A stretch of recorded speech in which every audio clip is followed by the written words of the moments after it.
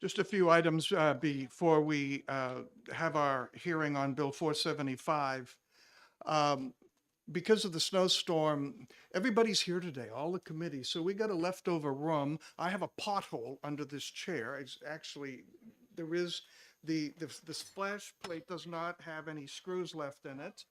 We don't have a screw loose, we have no screws. So the other thing is another committee is coming in this afternoon, so we were told we got to be out of here by 12:30. So when it comes to debates, discussions, and so on, say your piece, but make it brief.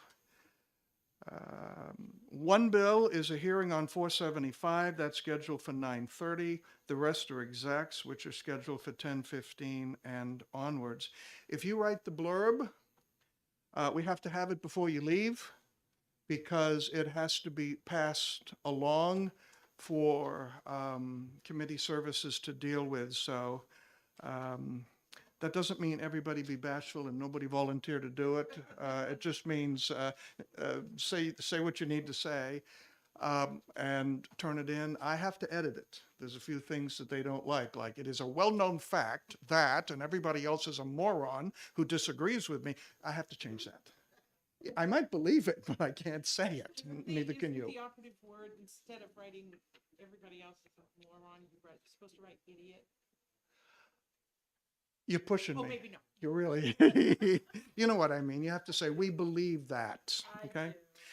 And just one final thing, when we do exec some bills, and I say something like the motion before us is ITL is moved by so-and-so and seconded by so-and-so. At that point, if you're not in the room, you don't get to vote. That's when the question is called. So you'll sense the rhythm of it. And very often, if you just gotta go out, the best time to do is right after we have just finished execing, because it'll take a little while in discussion before we get to the next vote. So that's probably the best time to leave if you have to.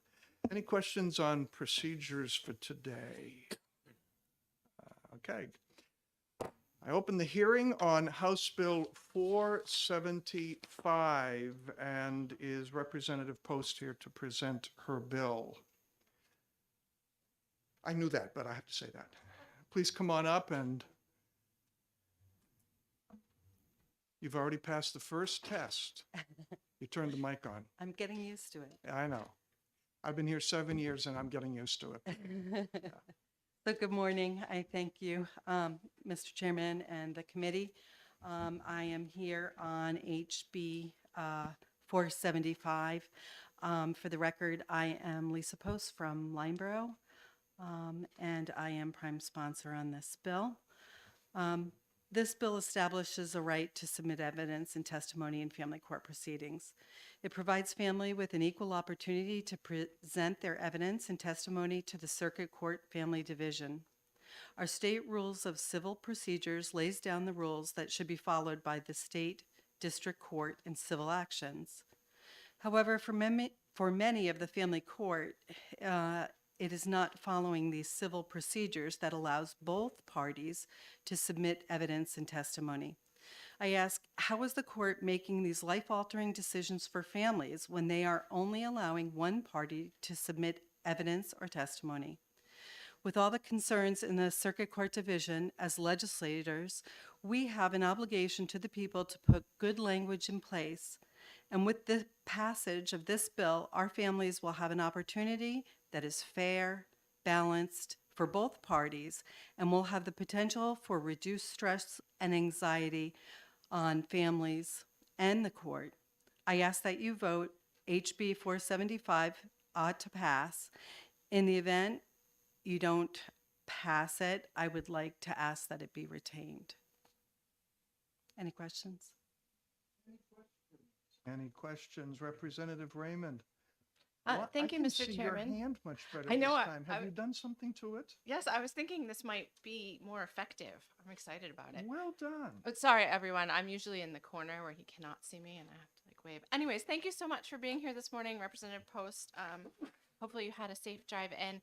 I wondered if you could explain a little bit more about the current process in family division. I know a lot about how DCYF cases work, but I don't know as much about divorces. And so when I read your bill, I thought, well, can't people submit evidence? So if you could just take a couple minutes to walk us through who can and who can't submit evidence, that would be helpful to me. So the issue at hand is sometimes they will take evidence for one and not the other. And so parties are disenfranchised when they don't have the ability to have that heard. So the change in this is right here, an act establishing evidence and testimony in family court proceedings. And let me go to this part where the person has a right to present evidence where they did not have a right before. So this is how it changes that. So giving them the right allows both parties to submit that information. And they're also in this, on the back of this, this right shall not be limited by the presiding judge, magistrate, or marital master, or by the New Hampshire Rules of Evidence, or the rules of the Circuit Court Family Division. This court shall note in the record of the proceedings any evidence not admitted into the record, including the specific evidence or testimony not admitted and the reason why it was not admitted. This is a way to show if they haven't accepted it, why. So for many people that are struggling to present evidence, it becomes a big frustration, and it is not fair. They need to look at both sides, to both people, to make sure that they have the evidence they need to make the decisions that are best for the child and best for the family. So I hope that answers your question. I think so. Thank you. Thank you, Mr. Vice Chairman. So what about evidence that is generally would be inadmissible? Is there, because this is taking away the discretion of the presiding judge, so how would we protect against just... So I don't think it takes it away from the presiding judge, because if he decides not to do it, all he has to do is list why he's not doing it. Well, it says right? this right shall not be limited by the presiding judge in the bill, or marital master, or by the New Hampshire Rules of Evidence. Right. It does say that, but it does give them an opportunity in this bill where it says the court shall note in the record of the proceedings any evidence not admitted into the record, including the specific evidence or testimony not admitted, and the reason why it was not admitted. So I believe that is the opening for the judges to be able to, or the magistrate. In order to be able to do that, they just have to record it. But it is our hope that they will accept as much evidence as they possibly can, because how can they really make a decision when one side is allowed to present and the other is not? Thank you. Representative Gregg. Thank you, Mr. Chairman, and thank you for being here today. I'll second that. I hope you had a safe drive in. So I am concerned about the language and basically what she said. I don't see how these two don't conflict, because when we're telling a judge, you shall not, but then we say, but if you do, Right. then you have to do this. I don't understand how they are not in complete conflict, or which one overrules the other. If we need another word to change it, but because they are not doing it, they are not following it, that's why we chose the word shall. But we put in there that, I hate to say it, it's an out, because I don't really want that to be an out, but in cases where there's a reason for it, a reason why they are not accepting it, I think that gives the judge the ability to know that they should take it if there's a reason not to, right? And if there is a good reason, they have the ability to make this choice of putting it in the record. Representative Post is somewhat of a linguist and basically a word snob. I would have liked unless, on the occasion when that, this is what is the default. It's assumed. Don't assume when you Okay. can state. And what I'm going to suggest is after the hearing is over, you run, I want to keep this one from being exec right away, Okay, to give you a chance to go down to OLS and make some changes, not just this one, but any other changes that may suggest themselves during this hearing. okay, And then and sit there with them while they do it and let them know they have, please, until noon. okay, And then once it is approved by them, you have to approve it, and then you have to let committee services know that you've done it, so they will produce the copies. So the copies will come down here. You miss one of those steps, this doesn't happen. okay, Okay, so you make the changes you like. You go to OLS. They show you their work product on deadline. You, if you approve it, and you tell them specifically, intentionally, send it to committee services. Run up to the fourth floor and wait for them to print it out. Bring the copies down here, and then we can exec it. That doesn't guarantee we'll pass it. But right now, I think Right. the word confusion in here is enough to keep us from doing that. So unless, where do you want that to be changed? That's That your problem. language. It has Okay. to say, in effect, generally speaking, you must. And if you do not, you Okay. have to do that. It has to be one of those. It has to be logical. Representative Thank you. DeSimone. Thank you, Mr. Chair, and thank you, Madam, for taking my question. When I am reading this bill, I am reading, and you being a linguist will, I hope, understand. I'd like you to correct me if I'm not understanding the bill, please. The bill is about, the new section is a right to present evidence. And every person who goes into the courtroom has a right to present the evidence and so forth. It goes on that the judge or magistrate shall accept the evidence. Is that correct? It says this right shall not be limited. Right? Okay, thank you. Follow up, please. Follow up. Thank you, Mr. Chair, and thank you again for the follow-up. But to correct the misunderstandings, later on in your bill, it says, the court shall note in the record of proceedings any evidence not admitted into the record. Is that correct? I believe so, because if the court is not taking it, they have to record that they have not taken One final evidence. follow-up, please. One more. Thank you. So, is it true that what you're saying is Mr. Ms. Judge or Magistrate, these people have a right to present, but if you don't accept it into the record, you shall make a record as to why? Is that the difference in the two paragraphs? Is that the difference? Yes, I believe it The is. present and the not putting it in the record. Is that true? Yes. Thank you. Representative Long. Thank you, Mr. Chairman. Thank you, Representative. Just further note, if you're going to do an amendment, judiciary, historically, we start in January of the following year. So you may want to look at the effective date. So we want to do 2024. I believe it's January of Yes. 2024. Okay, we Yep. will do that. And a question, earlier you said that oftentimes that the judge takes evidence from one party, not the other. Is that on the same issue, do you know? Like if it's issue A and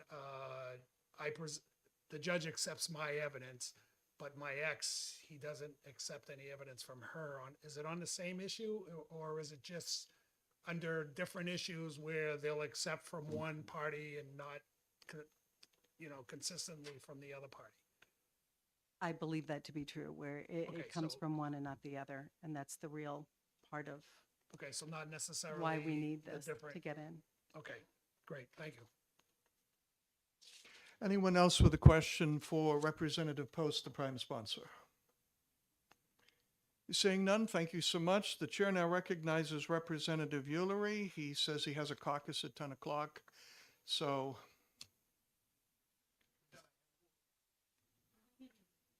you know, it's a tough burden to be popular, but you bear it well. I know I do. Thank you. My name is Jordan Ullery, representing Hillsborough 13, which is Hudson, New Hampshire. I'm a co-sponsor on this bill. Some of the questions that have been brought up are appropriate, but it's the questions that come up to the representatives across the state regarding, why wasn't I allowed? Well, a lot of people don't understand how the court system operates. New Hampshire has a kind of a bilateral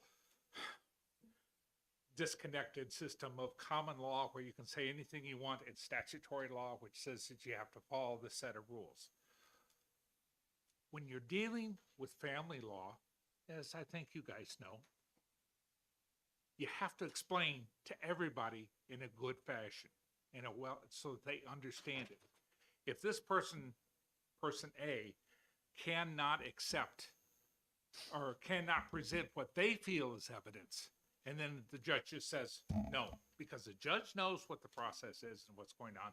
The opposition may have an attorney and knows what the situation is. But the other party's sitting there going, why not? He presented his financials. I'm presenting financial information, but it was in the wrong format. It was from a different source. So by allowing them to present the information and then get an explanation as to why not, both parties in a very emotional, very sensitive situation get to understand what happened and how to correct it. Of course, as I'm sure the member from the Bar Association will quote, Abraham Lincoln had perhaps the best quote regarding an attorney and attending court pro se. The person who represents himself as a fool for a client. But not everybody can afford, even though there are alternative payment sources. So I would urge passage of this, the recommendation of language. Of course, the bill's in the committee's control. They can handle it any way they want. You do have retention available for you. It's not something, it's not part of the budget, so we don't have to worry about that kind of activity. But this is the type of thing that sits well with a section of the population that goes before a court and has essentially some of their parental rights taken from them, and they need to know why. I've been around here long enough. A couple of you, well, more than a couple, a few of you have been around long enough to know that we've had impeachment cases come before the general court, and the reason for the impeachment, or the cause for the impeachment, was precisely this: a lack of understanding, a feeling of being discriminated against. Of course, feelings are each individual's, and you have no control over them, over other people's feelings, but you can make it better, and that's what this bill does. And I'm just going down the hall, so I'll take one or two questions if there are any. I'll just let the representative know and everyone else that on the last Tuesday of the month in the afternoon, somewhere in the building, we will be having a continuing education program led by the Chief Justice of the Supreme Court, the retired Chief Justice of the Supreme Court, Attorney Head, and Judge David King, who's Administrative Justice of the Circuit Court, to answer these questions that a lot of people don't know the answers to, and to receive questions from anybody that comes, and you are invited. Yeah, I appreciate that very much, sir. going back to the previous activities, it's not this body that needs that information, but it's the general population. Understood, and we hope that this would be but the beginning of an education process, not just for the House, but for the general population And I too. think it would help members of the House, some of whom oftentimes. Seeing no questions for the representative, have fun in your exec session. And now the chair recognizes the Honorable Betty Gay, an alumna of this body, to say a few words about the bill.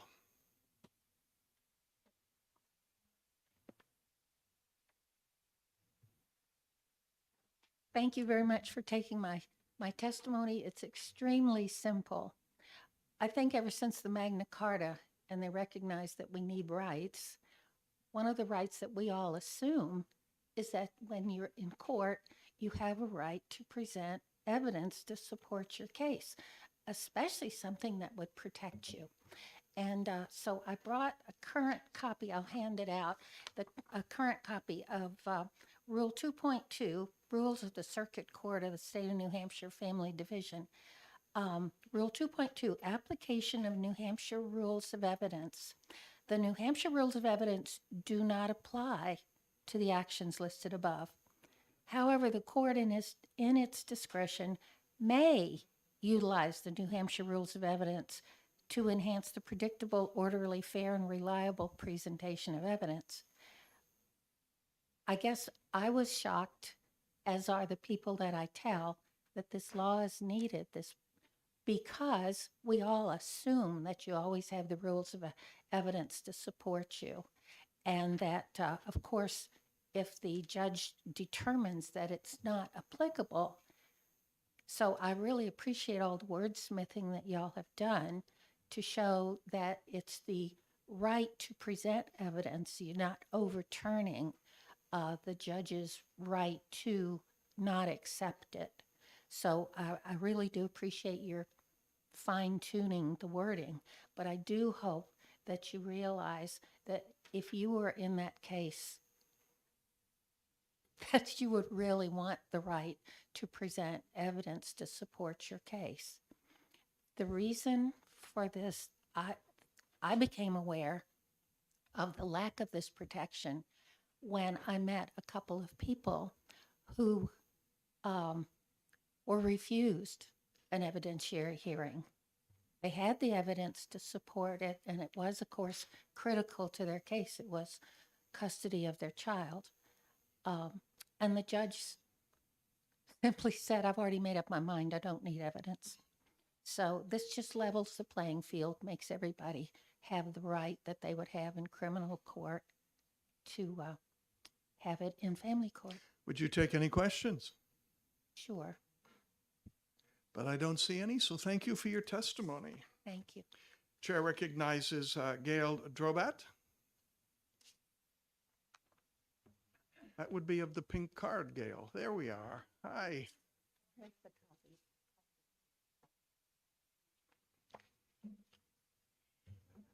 Good morning, Mr. Chairman, members of the committee. Thank you for the opportunity to testify today. For the record, my name is Gail Drobat. I reside in Amherst, New Hampshire. And as our elected policymakers, you have the greatest ability to reform and create laws to better protect the citizens of New Hampshire and the branch of government that supersedes judiciary. I respectfully pray each of you support this important bill. I am submitting oral and written testimony in full support of HB 475, a much-needed law to better protect New Hampshire children and families. A rule, a judge's unfettered abuse of discretion and performing above the law and not below the law is harming New Hampshire children and families. The ability for a circuit court judge to suppress evidence deprives New Hampshire families of their right to be heard and to make an accurate record.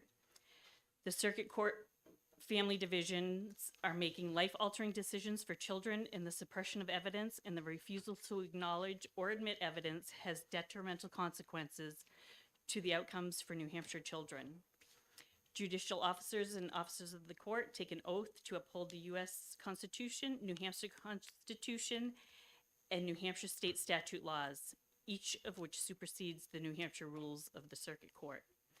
such as New Hampshire Circuit Court Rule 2.2, application of New Hampshire Rules of Evidence, state in part the New Hampshire Rules of Evidence do not apply. It is well beyond time that we bring the family law system within the scope and control of the United States Constitution, the New Hampshire Constitution, and clear and concise state statute laws that judicial offices are mandated to follow. A litigant should not have to file a federal lawsuit to right the wrongs of the New Hampshire judiciary. Thank you for your dedication to your role as elected policymakers to bring this New Hampshire law into constitutional compliance. Thank you for your testimony. Would you take any questions? Seeing none, thank you so much. Thank you. Chair recognizes Attorney Richard Head from the Judicial Branch.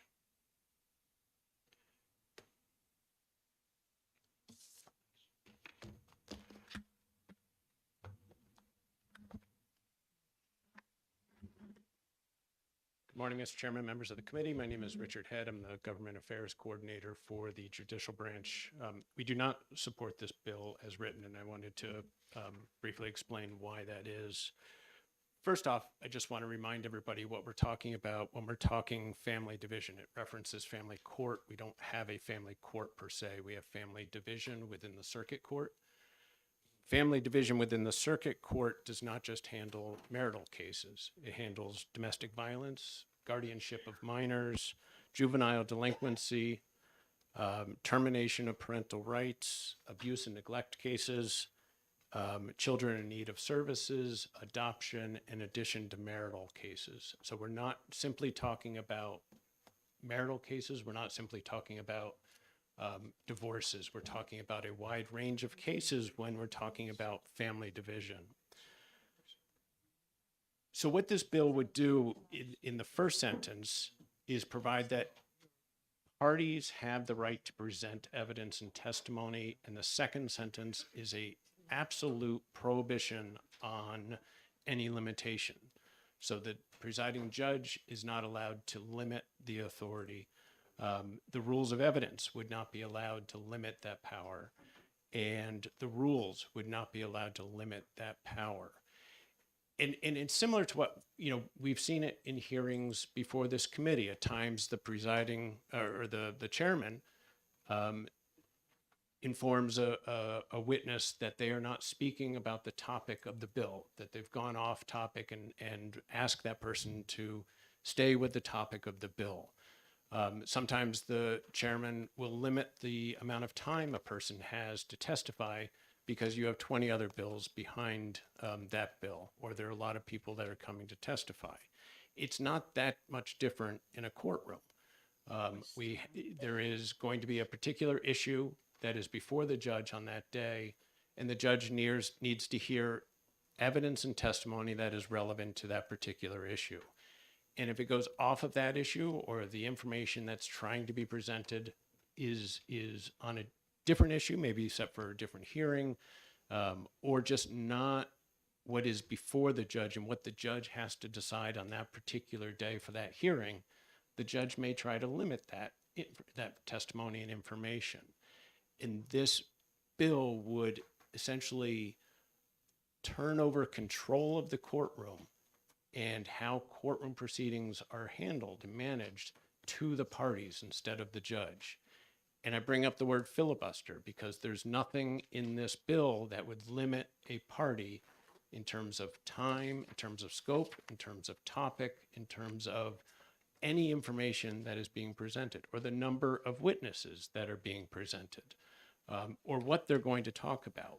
Somebody may decide, I have to read every word of my 3-volume file from beginning to end because I, as a party, think that is important for the judge because I don't think the judge has read the file. It might take a day and a half. This would eliminate the judge's ability to control that courtroom. And the reality is the judge just simply has to be able to control evidence to be what's relevant to the subject that is before that judge. The rules of evidence apply generally, but do not apply strictly. And the reason for that is in the vast majority, especially when we're talking about marital, vast majority of parties are not represented by counsel. And most parties do not know the rules of evidence. They haven't gone to law school. They haven't studied them. Or if they read them, they may not understand it. You know, a basic rule of evidence is hearsay. Everyone knows what hearsay is. Hearsay, and I would have to read it again because it's been a little while, but hearsay is an out-of-court statement being made or being introduced for the truth of the matter asserted. So, you know, does everybody know what the truth of the matter asserted means in terms of hearsay? Does a party who's never sort of been in court before know what that means? Does a party who has limited educational background know what that means? Does a person with mental health issues know what that means? Probably not. So if we were to apply the rules of evidence strictly, we're actually probably treating parties unfairly, especially if one understands it and the other doesn't. So you sort of have to be able to use those as guidelines. We want relevant information, we want timely information, but we also have 10 other cases behind that case.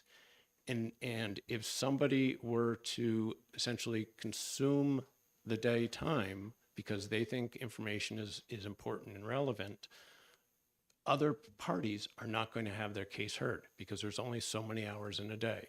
So you have 7.5 hours. If they go beyond their allotted time and they essentially spend the day, there's nothing the judge can do to control that introduction of evidence or testimony. It can also be used in a way to abuse the other party. So if there's a disparity of wealth, if there's a disparity of time availability, somebody who knows that and simply wants to punish the other side can say, I'm going to spend the next day and I'm going to make this person come back and miss work tomorrow because I can and because the judge can't stop me. It is, you know, that ability to control the courthouse is an essential function of that judge who's presiding in that hearing. Parties do have the right to introduce evidence and testimony.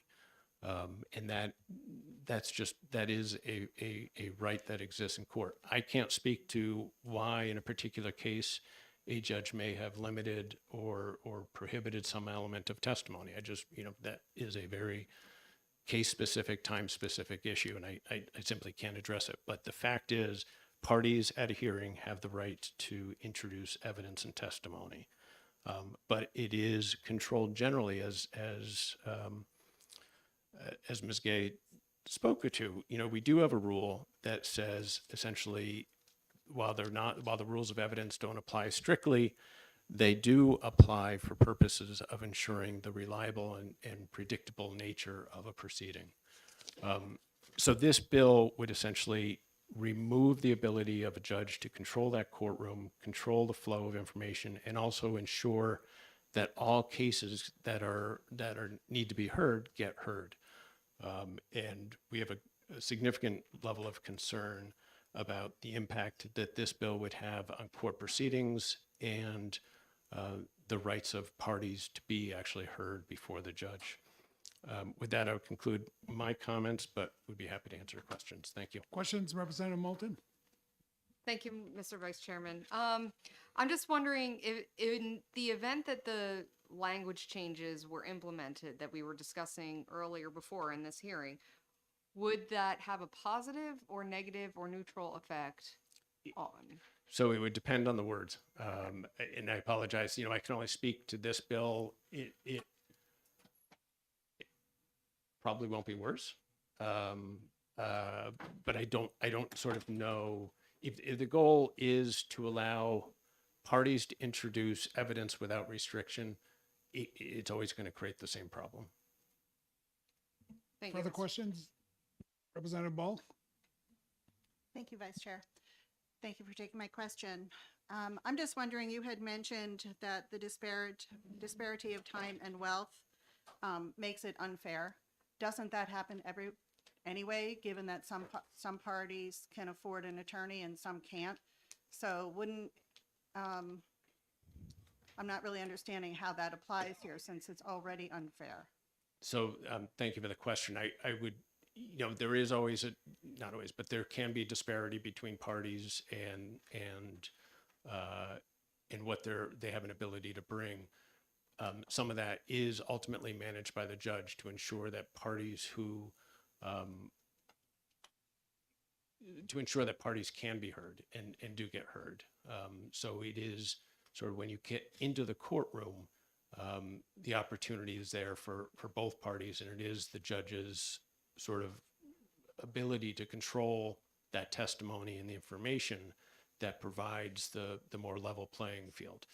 So I won't disagree that certainly there is a potential disparity between wealth, time availability, but once you're in that courtroom, both parties should have the opportunity and do have the opportunity to present evidence. And again, I can't speak to a specific case where evidence was limited as to why, but that is how, in terms of the judge, what the judge can do is to ensure that the parties do have the opportunity to present and talk to the judge. Representative Long. Thank you, Mr. Chairman. So I understand the hearing of the specific issue. So I'm going for, this hearing is on a financial matters. I have evidence that I believe will get me more time with my child. So I want to submit that evidence. If this bill is passed, even with the language change, I can submit that evidence. However, the judge could say, I'm not going to admit it because we're not here on time spent with the child. It's not the issue. Could a judge do that? That's what the judge does now. If somebody were to bring forward, thank you for the question. So if somebody were to bring forward, during a hearing on distribution of money or the, particular asset, the sale of a house, and they tried to bring up, parenting time, they would not be allowed to do it in that proceeding, and they would be asked to stop doing that in the proceeding, similar to what you do in the committee hearing, and say, essentially, that's a different issue. We'll deal with that later, or we've already dealt with that. If you want to amend your parenting schedule, file a motion on it. There's a process for having that come before the judge. If you were to say, it may be completely irrelevant, introduce it anyway, and then the judge can decide later on whether or not it is going to ultimately be admissible as evidence. One, you've consumed that incredibly valuable time in a courtroom for whatever length it may take.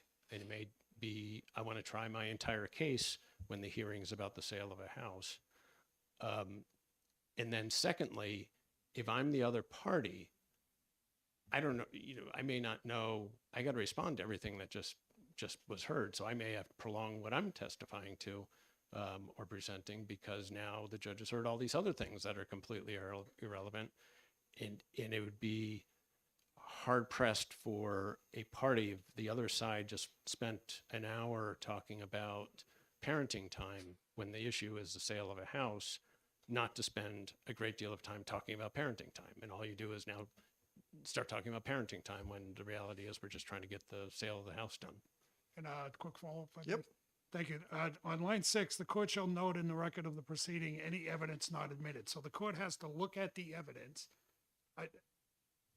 Does that mean not write a note? There was evidence presented on X. I didn't admit it. Or does that look like I need to note the actual evidence? So I did not take the evidence on parenting time. However, the evidence was, I'm kind of confused on a note, to me as a note. However, the evidence not admitted, is it the actual evidence that I have to At least- note that's not?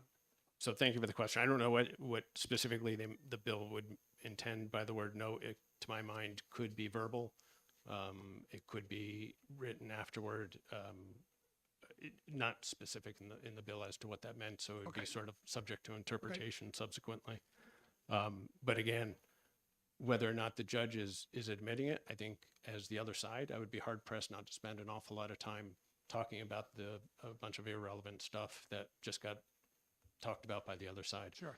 Thank you. Just one, human nature, and two, sort of the judge has now heard it. It's now sort of in the judge's head. I now want to Okay. make sure the judge understands the other perspective.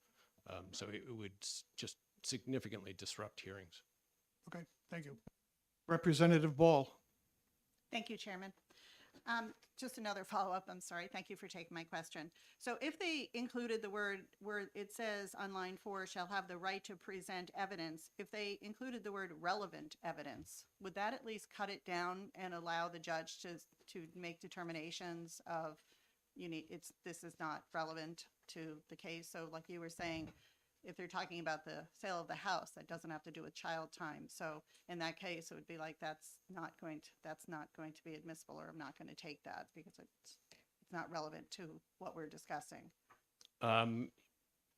So relevance may not, so thank you for the question. Generally, that's an improvement. It's what happens already, so I'm not sure why it needs to be in statute. It doesn't change anything, but relevance may not be the only issue in terms of its presentation. So it would narrow this bill. It would not resolve all the problems. Thank you. Thank you, Attorney Head. Appreciate your testimony. Thank you. We're coming up on a deadline, so I'd ask any remaining testimony to be succinct and to the point. Chair calls Representative J.D. Bernardi, who wishes to testify on this bill. Oops, sorry. Representative J.D. Bernardi from Rockingham 36. I did not plan to testify today, but after hearing Attorney Head speak, I had to. The fundamental premise of this law is that the rules of evidence shall apply, and the court shall not have the ability to say, we're not going to allow them to apply. That's the fundamental principle. And if you look at the amendment, it basically says if evidence is presented that's not relevant, not appropriate, or specific evidence to the is not relevant, then the reason just needs to be identified. It's that simple for the judge to say, okay, you presented a bunch of evidence that's not relevant to the point that we're discussing today. There's nothing wrong with that. But we're asking for rules of evidence to be the standard by which court proceedings are held. And there's no reason why the family division should be the only division of our court system that says rules don't apply. Thank you. Any questions for Representative Bernardi? Representative Gregg? Thank you, Mr. Chairman. Thank you for being here and testifying. Is there an amendment? I don't have an amendment. There is not an amendment Okay. yet Okay. that Okay, I have. just making sure. Okay. If there's an amendment, I don't No. have it. It did not get to me. I don't have an For amendment. any reason? I'm just speaking However, to the the prime concept. sponsor is, it looks like, going to be crafting an amendment, which if it gets here before noon, we will consider when we exec the bill. Thank you for the question, though. Anything else? No? Okay, good. Thank you, Representative. I have a pink you. card for Bill 479. If Katrina Heinrich from Exeter wishes to speak to this bill here, I'll make the change on the card. Welcome. I realize with inflation, it might have become Bill 479, but you never know, so I'll fix it. Thank you. I'm Katrina Heinrich, and I'm from Exeter, New Hampshire. Thank you for taking this and changing my number. I wanted to speak to this just real quickly because as eloquently as Attorney Head puts how the court is supposed to work and the options that the judges have and to maintain control of the court, it is important, and I don't think anybody can dispute that. However, what can be disputed is Attorney Head continues to come back to, we need to get 20 people in a day. We need to do this, which I've testified to in another bill. This is exactly what I'm talking about. We never resolve the issue. He talks about one issue at a time.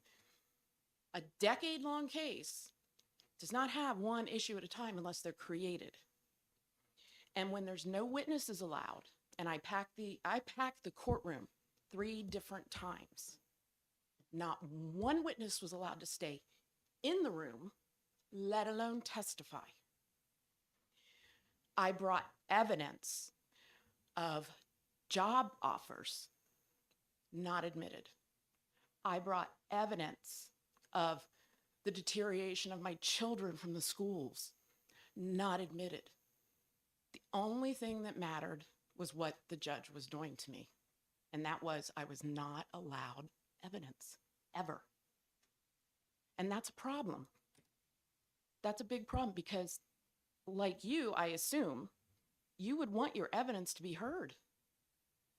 My evidence was not heard. I had children that were extremely harmed because of this 10 years. Come back into court, keep coming back into court. That's more than an evidence issue. That's, as Attorney Head said, get 20 more in. We got to get 20 more in. Well, if you'd have resolved it, we wouldn't be here. So when it comes to that, that's all I have to say about it. Evidence is crucial. It is not being heard in all cases. Perhaps there are some that they do. But for the most part, in my experience over a decade, no. And that's all I have. Thank you so much. Thank you for your testimony. With that, I'm closing the hearing on House Bill 475.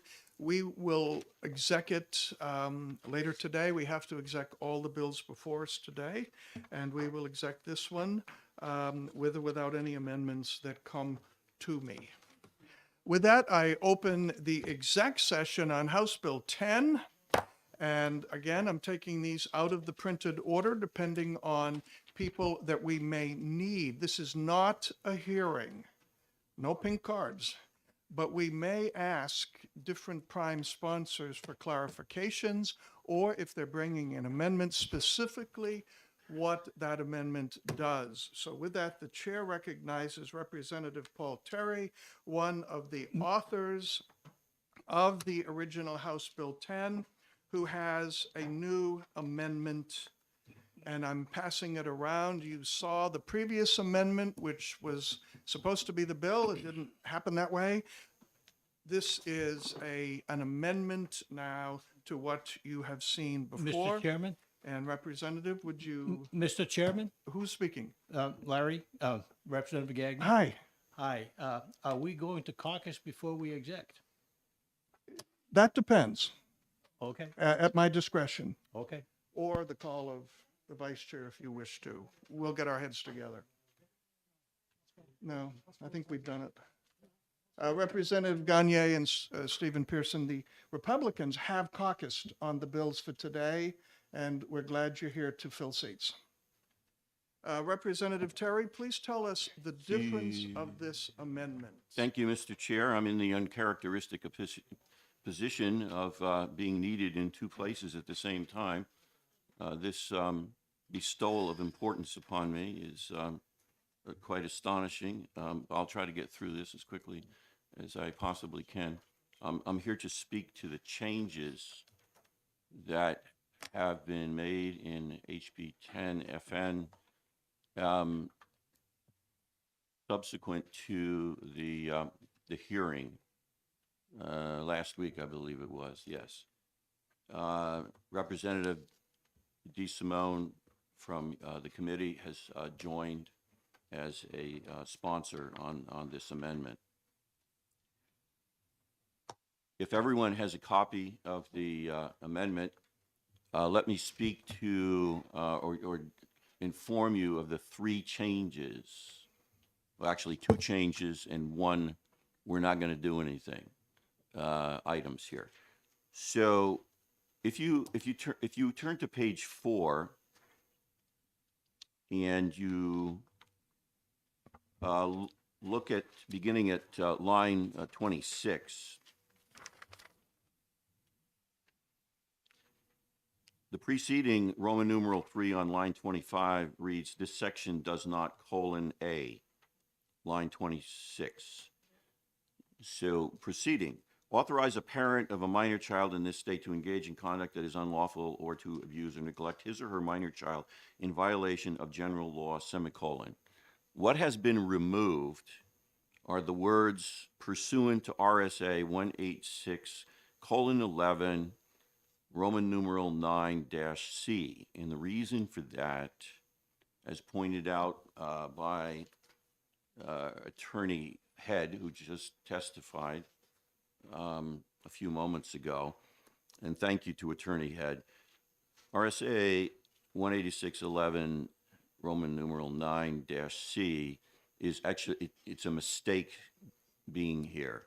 The reason is that none of the entities or persons that are cited in item A and B, I'm sorry, we need to go to B. Prohibit a court of competent jurisdiction, law enforcement officer, or employees of a government agency that is responsible for child welfare from acting in his or her official capacity. So you see named parties here: court of competent jurisdiction, law enforcement officer, or employees of a government agency. RSA 186:11, Roman numeral 9-C, references the Department of Education. The Department of Education does not have any jurisdiction over any of these parties, so that reference pursuant to has been struck. It was an error. The second change appears on page 6.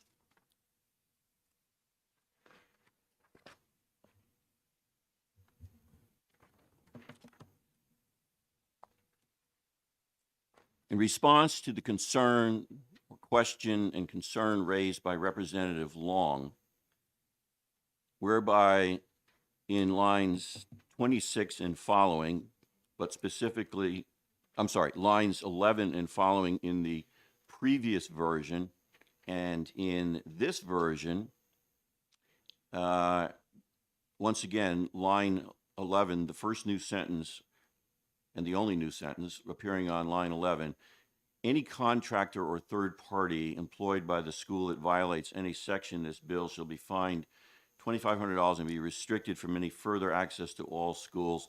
The replacement that we've made in the amendment is, in this version, is in the state, replacing in the district. And that's in response to the concern and the question raised by Representative Long with respect to the question of a possible unfair labor practice. So in line 13, you see the words in the state, and then you also see that repeated on line embedded within line 14, plus permanent restriction from all schools in the state, replacing the words in the district in the previous version. The third, Would you finish? take questions now, or do you wish to finish With respect to this change? to this change? Is it to this change, Representative Grossman? So just to clarify, so this is almost a more severe punishment. So before it was just the school district, and now it's the entire state. You've expanded the... Yes, the state is a larger jurisdiction than the district. It's for a period of 1 year for the first offense. And you changed it, why? Because Representative Long had raised the question about a possible unfair labor practice challenge with respect to not being able to apply for employment in one district but not another district. We prohibited employment in the district where the offense occurred, but we did not address the question of applying for employment in any other school district in the state of New Hampshire. So in response to Representative Long's concern, we changed in the district to in the state, and in response to Representative Grossman's question, yes, it's the state now in view, not just the district. Representative Long. Thank you, Mr. Chairman. So, yeah, it would be labor law. People have a right to work anywheres, and original amendment says that you would be allowed to work in other districts in the state. So this takes you out of the state. However, on the new one, it says that to all schools in the state. So that's a private school, a boarding school, because the declaration of purpose says school district. I'm sorry, when you reference this, So in the Declaration of declaration of purpose on the first page, actually it's in line 7, well-being with the minor child in the custody of the school district. So that at the beginning, it specifies school district. mhm. And then at the end, well, not at the end, but the Yeah. punitive damage is all schools within the state. So I'm thinking a Catholic school I can't teach at, boarding school, any school that's not a state, I could teach at any school that's not a district, in the school district.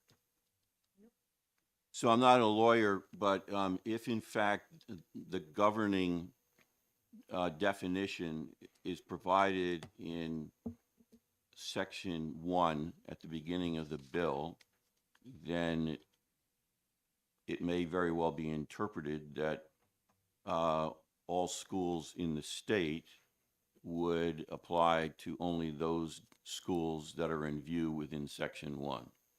Might it not be actually the reverse? That the declaration of purpose is saying, hi, guys, this is what we want to do. And what follows that is law.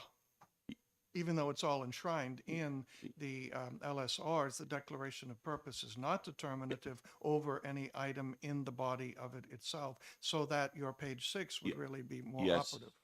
Yes, thank you for that observation and clarification. I'm still clearing this snow from my mind, so yeah, I appreciate that. Yes, thank you. Any other questions on On- what the on that. representative has said on that? Point. Okay. Go to your third point, please. Okay, Representative Bickford, third and lastly, Representative Bickford raised a question at the first hearing, about school resource officers, whether they should be included or not. What did we think? We had not considered school resource officers, any of us, in the drafting of the bill. However, subsequently, we've begun to do some research into the role of the school resource officer, or roles of the school resource officers, and also their relationships to the school district and to the police department or departments which employ them. And the problem here is that we cannot hold the school resource officer to the same standard as we hold school district employees, because the student resource officer is not an employee of the school district. He or she is there on contract with the local police law enforcement jurisdiction. His or her primary relationship is therefore to the law enforcement agency and not to the school board. And so, and furthermore, we're not real clear about the roles and relationships of school resource officers in all the many districts in New Hampshire. So if there were to be any kind of concern about including school resource officers under the umbrella of this bill, a lot more work needs to be done. And school resource officers here are not essential to this particular bill as to whether it should be voted up or down. Representative Long. Thank you, Mr. Chairman. So on the first page on line 23, actually it's line 25, it includes other governmental entities and other institutions. So like nurses are contracted. Well, I know in Manchester, no, actually we stopped contracting them. They belong to the school district now. But there are some districts that contract with nurses. And SROs, I would believe, would be any other governmental entity.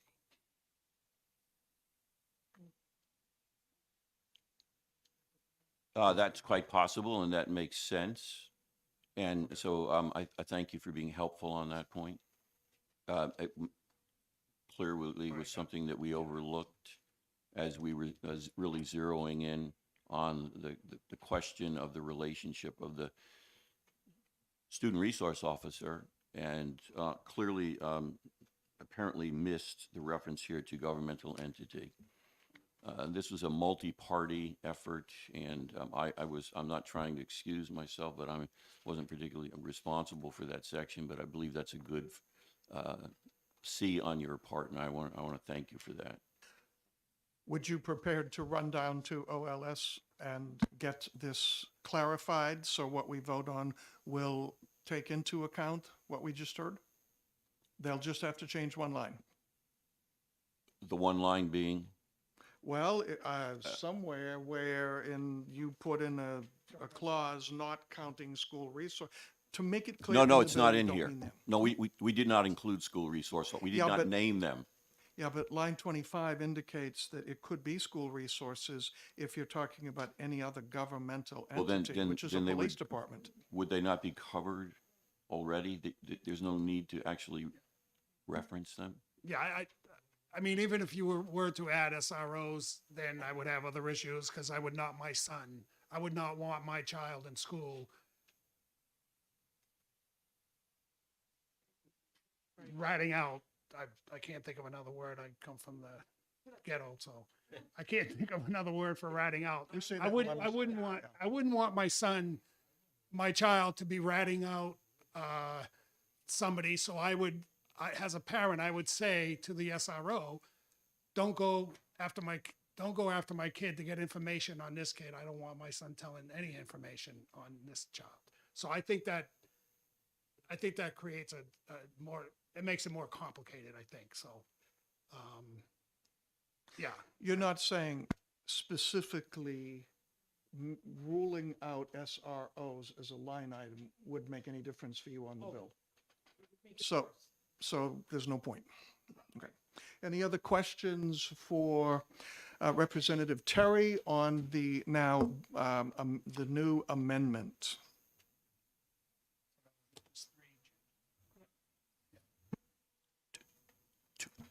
Just the three changes. So since nothing happened with SROs, it's not a change.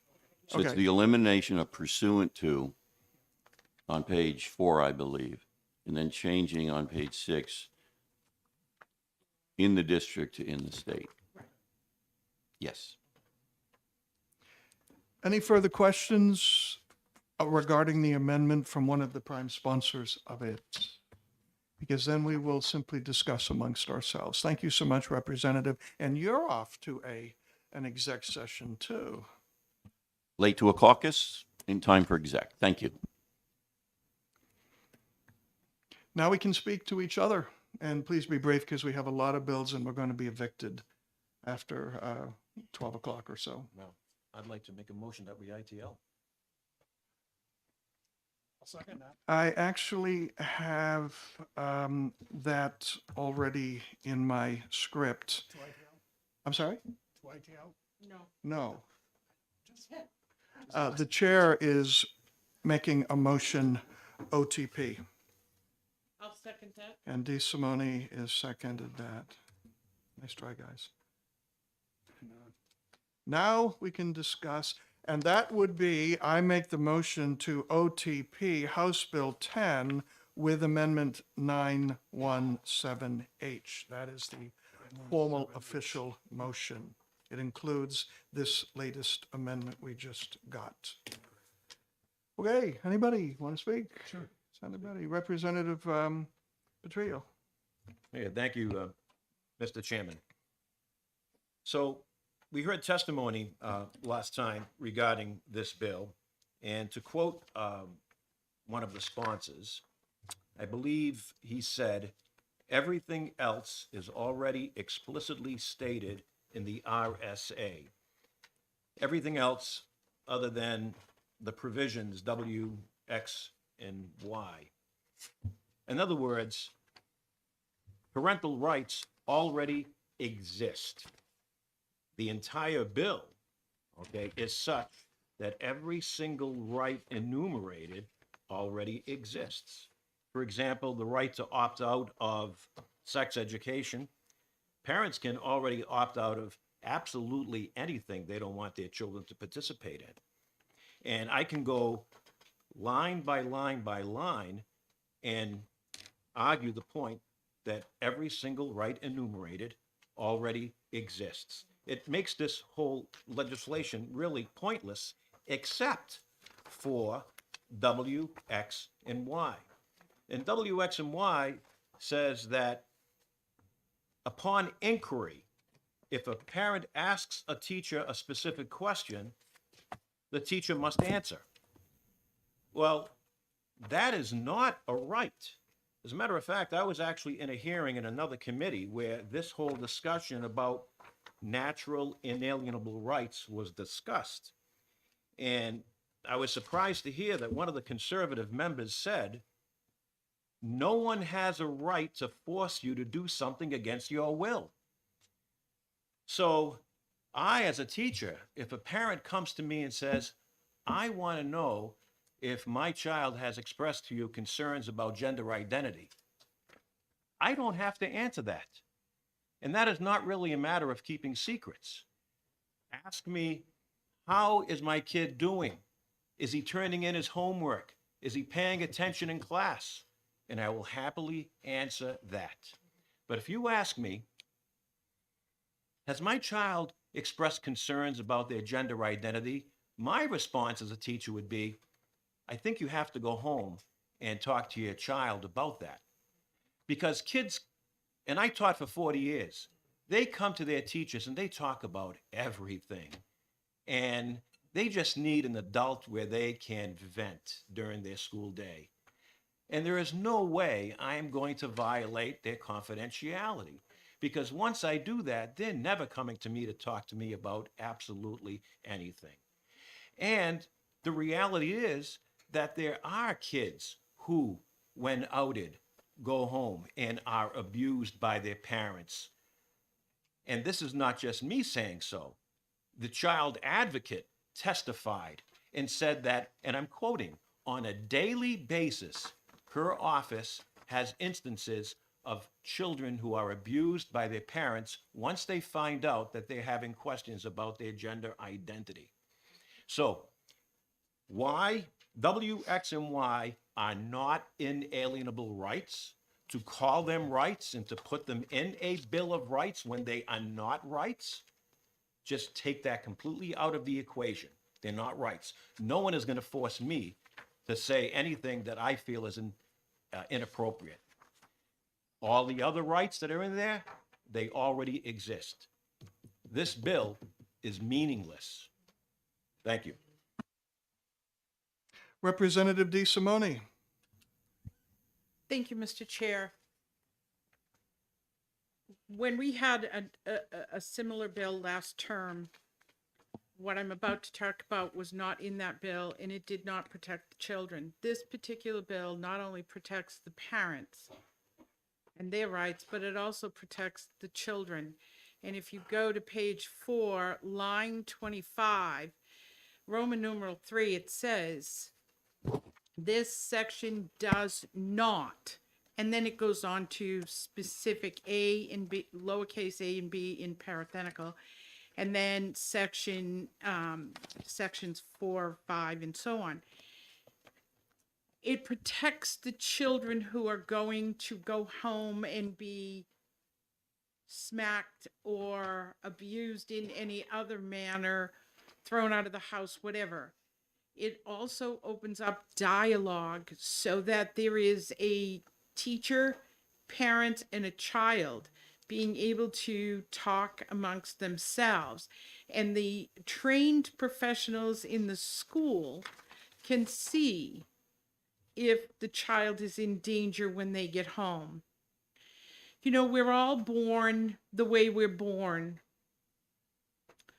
And much of the testimony last week was in serious concern for the LGBTQ, transgender kids, and so forth. Those kids are born the way they're born.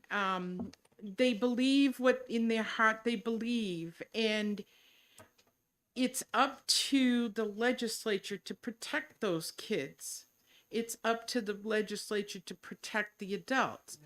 We don't know specifically if those kids who are claiming to be transgender, it's just a fad, or it actually is that they are. We can't make that determination, but we can protect those kids. So that's why section 3 on page 4 was put into the bill, was to protect those kids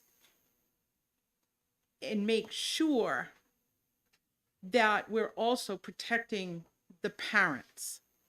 And that's why I believe that this bill is relevant and it needs to be passed. Thank you. Have a quick rebut. I'd like to let everybody have a chance to go around and then we can come back. Representative Raymond. Thank you, Mr. Chairman. To be clear, we wouldn't need to have extra protections for those kids if we didn't have extra sections under W, X, and Y that specifically discriminate against those children. So it seems really counterintuitive to me to specifically expand state law to add in discrimination against LGBTQ youth, and then a few paragraphs later be like, oh, but please don't abuse them. We know very clearly that telling parents not to abuse their kids doesn't do anything to protect kids from abuse.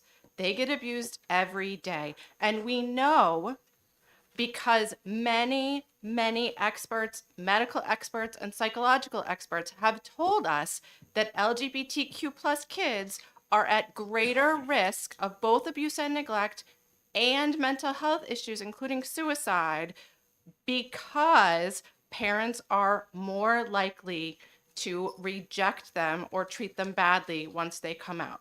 So if kids are saying, it is not safe for you to tell mom and dad that I'm having an issue with my gender identity, it is completely irresponsible and frankly, I think immoral for the state to step in and tell teachers, too bad, put your conscience to the side, put reporting to DCYF and the police to the side until after you've informed the parents. And if you don't, we're going to impose criminal penalties on you.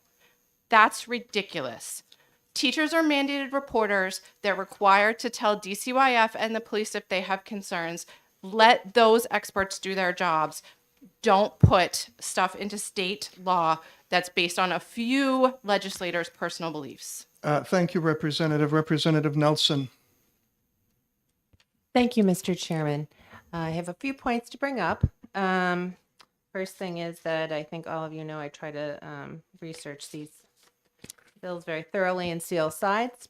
I have heard from and I have spoken with people from the LGBTQ plus community who are against this bill, and I have also spoken to people from this community who are for this bill. I want to also talk about my experience as a parent. Time has gone by. I will not reveal the name of this person. I think that this person's anonymity will be safe. My daughter, several years ago, came home from school and said, Mom, my friend, longtime friend, has changed their name, and they will now be a girl name instead of a boy name. And they are wearing a dress. Today was the first day, and they will be dressing like a girl. My daughter is very kind. I raise my children to be kind. And so my response to her was, I hope you will continue to be a good friend and be a support to your friend. And she was.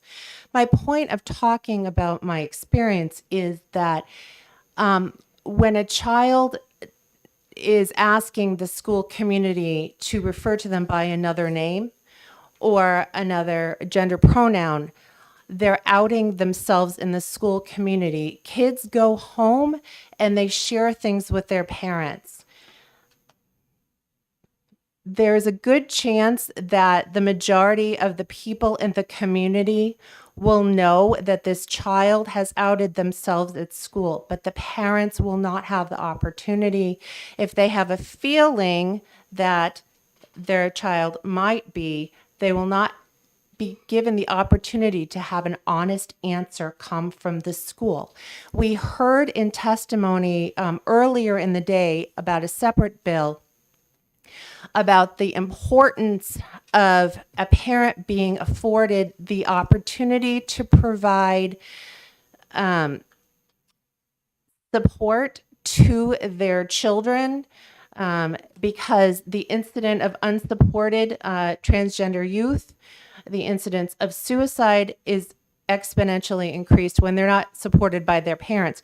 Yet in the afternoon, we heard that parents shouldn't be given the opportunity to support their children or their children will commit suicide. So my last thing is that if a child comes to an educator or another person in the school and says, this is my situation, if my parent calls and asks you, they're going to abuse me, isn't it their responsibility as a mandated reporter to report that statement? Thank you, Representative Nelson. Representative Gregg. Thank you, Mr. Chairman. This hits deeply personal, basically because the 16-year-old that was very brave and came in and shared with you guys happens to be my daughter. We were in that situation. I not only worked within my own family and my own children as to how to get them out of our situation, I have worked with hundreds of women who have children who go through this kind of situation. I think that it's honorable that Representative DeSimone says that, she doesn't want kids to get abused, doesn't want them to get hurt, and she thinks that couple lines will make the difference. Unfortunately, these parents already know that this probably isn't okay, and this is why they have secrets. However, they don't necessarily look at it as abuse. They look at it as control. I'm going to spank you. I'm going to beat you because you're out of control. You're not doing something within my control. If you heard Emma Gregg say the other day, and she did quote it, we had some statistics come in that we've never gotten proof of. We've had some, there's many cases. None of us have gotten any information that we asked for. However, she said the National Children's Alliance in 2020, out of the 618,000 children were victims of abuse, 77% of them were by the parents, which leaves very little room for everything else, whether it be teachers or whatever else in the abuse. Teachers are not perfect. However, I do know, and I would be surprised that anybody who's worked with abuse victims doesn't know, that a child never is able to come out because of the browbeating that they get mentally and say, hey, you know what, I'm abused. What children do is they do a test reveal. It is something that might be a little bit not like, hey, I had peanut butter and jelly at home, but it's going to be something a little bit closer. My own children did this. They see if they can trust what's going to happen, what the response will be. Will their parents find out? If they don't find out, you'll get a reveal like I did one year when a little boy finally told me that his dad, his new stepdad, was waking him up in the middle of the night. It took 3 questionable things of him telling me things that were kind of like weird, like, hey, I lost all my toys, before he finally trusted me enough to tell me that. There are test questions. We are taking that protection away from these children, 77% of these that are getting abused by their parents. Thank you.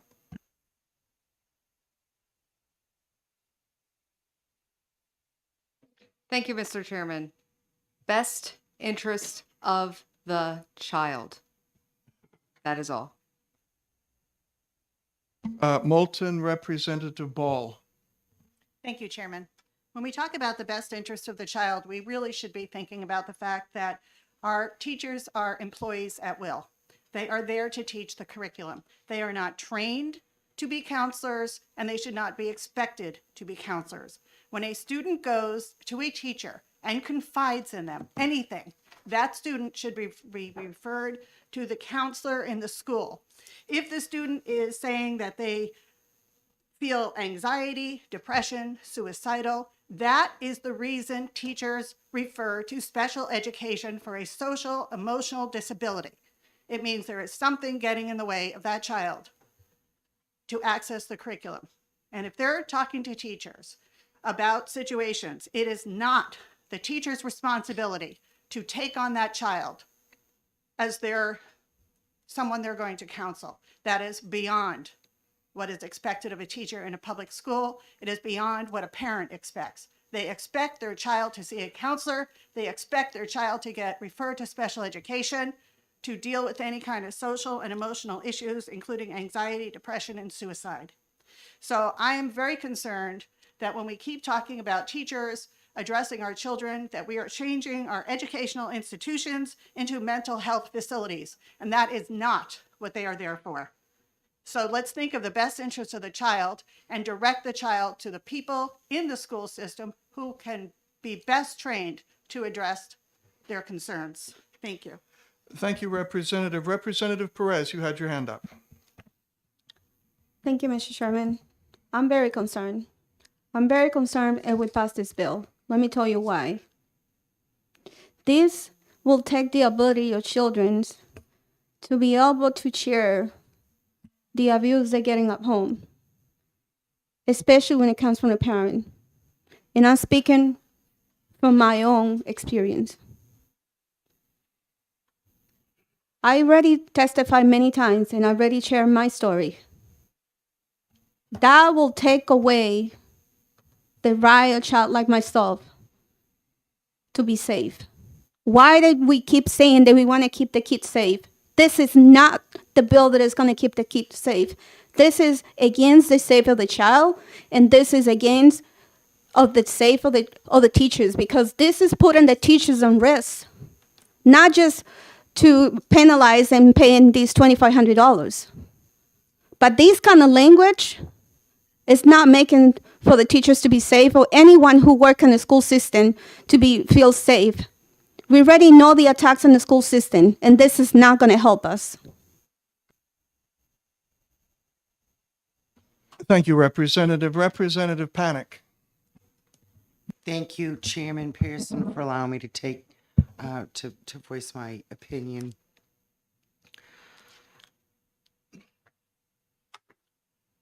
Is the public schools a government program? Is this a government overreach to separate children from parents, to hide what is being taught? When China fell to communism in 1949, the first thing the CCP did is take over the schools. So when we have division between the parents and the children in the schools being the wedge, this is when we lose our country. Thank you. Thank you, Representative. Representative Levesque. As someone who is very young compared to many of you, being in school was very recent for me. I had a teacher who let me and a couple other students go up to his classroom during lunch because he understood that the cafeteria can sometimes be a little bit overwhelming for some of us, and he allowed us to come and eat upstairs. He gave us a hall pass. And I trusted him. I trusted many of my teachers who were there supervising me, giving me my education, and having that trust taken away with this bill is very, very scary. Thank you. Thank you, Representative. Representative Grossman. Thank you, Mr. Chairman. To echo on so much of what we've already heard, and from the Office of the Child Advocate, we heard that this bill would harm children. And I just want to reiterate, this harms our LGBTQ youth. This harms educators. This is not good for New Hampshire and for our students. And so I will be voting against ought to pass. Anybody who has not spoken in this round yet, like Representative Long? Thank you, Mr. Chairman. I'm kind of at odds as why this is only towards public teachers, because I sent my child to private school and I didn't have parental rights in that private school. So I don't know what we're trying to fix here. And Representative Grossman had it right. I mean, I asked everybody to read that the child advocates communication. I mean, it's just clear in here. A couple short years ago, we added to 169C the Child Protection Act, best interest of the child. You know, we added more of the best interest of the child. We also the governor and council has also contracted with the One Trusted Adult program. This is kicking that right out the window. There will be no trusted adults. And finally, the chilling effect on a relationship between children and teachers, guidance counselors, and that, according to the Office of Child Advocate, which I agree with, this has nothing in the best interest of the child. I hear it, but it has nothing in the bill with respect to the best interest of the child. Thank you, Mr. Chairman. Thank you, Vice Chairman. Now, round two, Representative Petrino. Thank you, Mr. Chairman. A couple of points. As I mentioned before, I've had students come to me and discuss all kinds of things. And again, you know, you hold their confidentiality. If it's something like, God forbid, suicide or anything like that, teachers are not in a position to counsel. So you do speak to guidance counselors and all of those appropriate personnel. But, you know, I just think of a young couple, seniors, boy and girl who were dating, and they decided to break up because they knew it was inevitable. They were going to be breaking up at graduation anyways, moving on to different colleges. And they came to me to confide. And I said, you know, it's the middle of the school year. You know, why don't you just enjoy your senior year and see what happens? They took my advice. They thanked me. Today, they're married. My only regret is they didn't name their firstborn child after me, to be quite honest. So teachers do more than just sit there and play the role of psychiatrist. It's not their role. But kids do talk to you about all kinds of things, and you want to maintain that relationship. And the issue here is the relationship between the parent and the child. There are many children who willingly speak to their parents about issues regarding gender identity. They do so because they feel comfortable. They kind of get a sense that mom and dad are okay with this, and so they reveal it.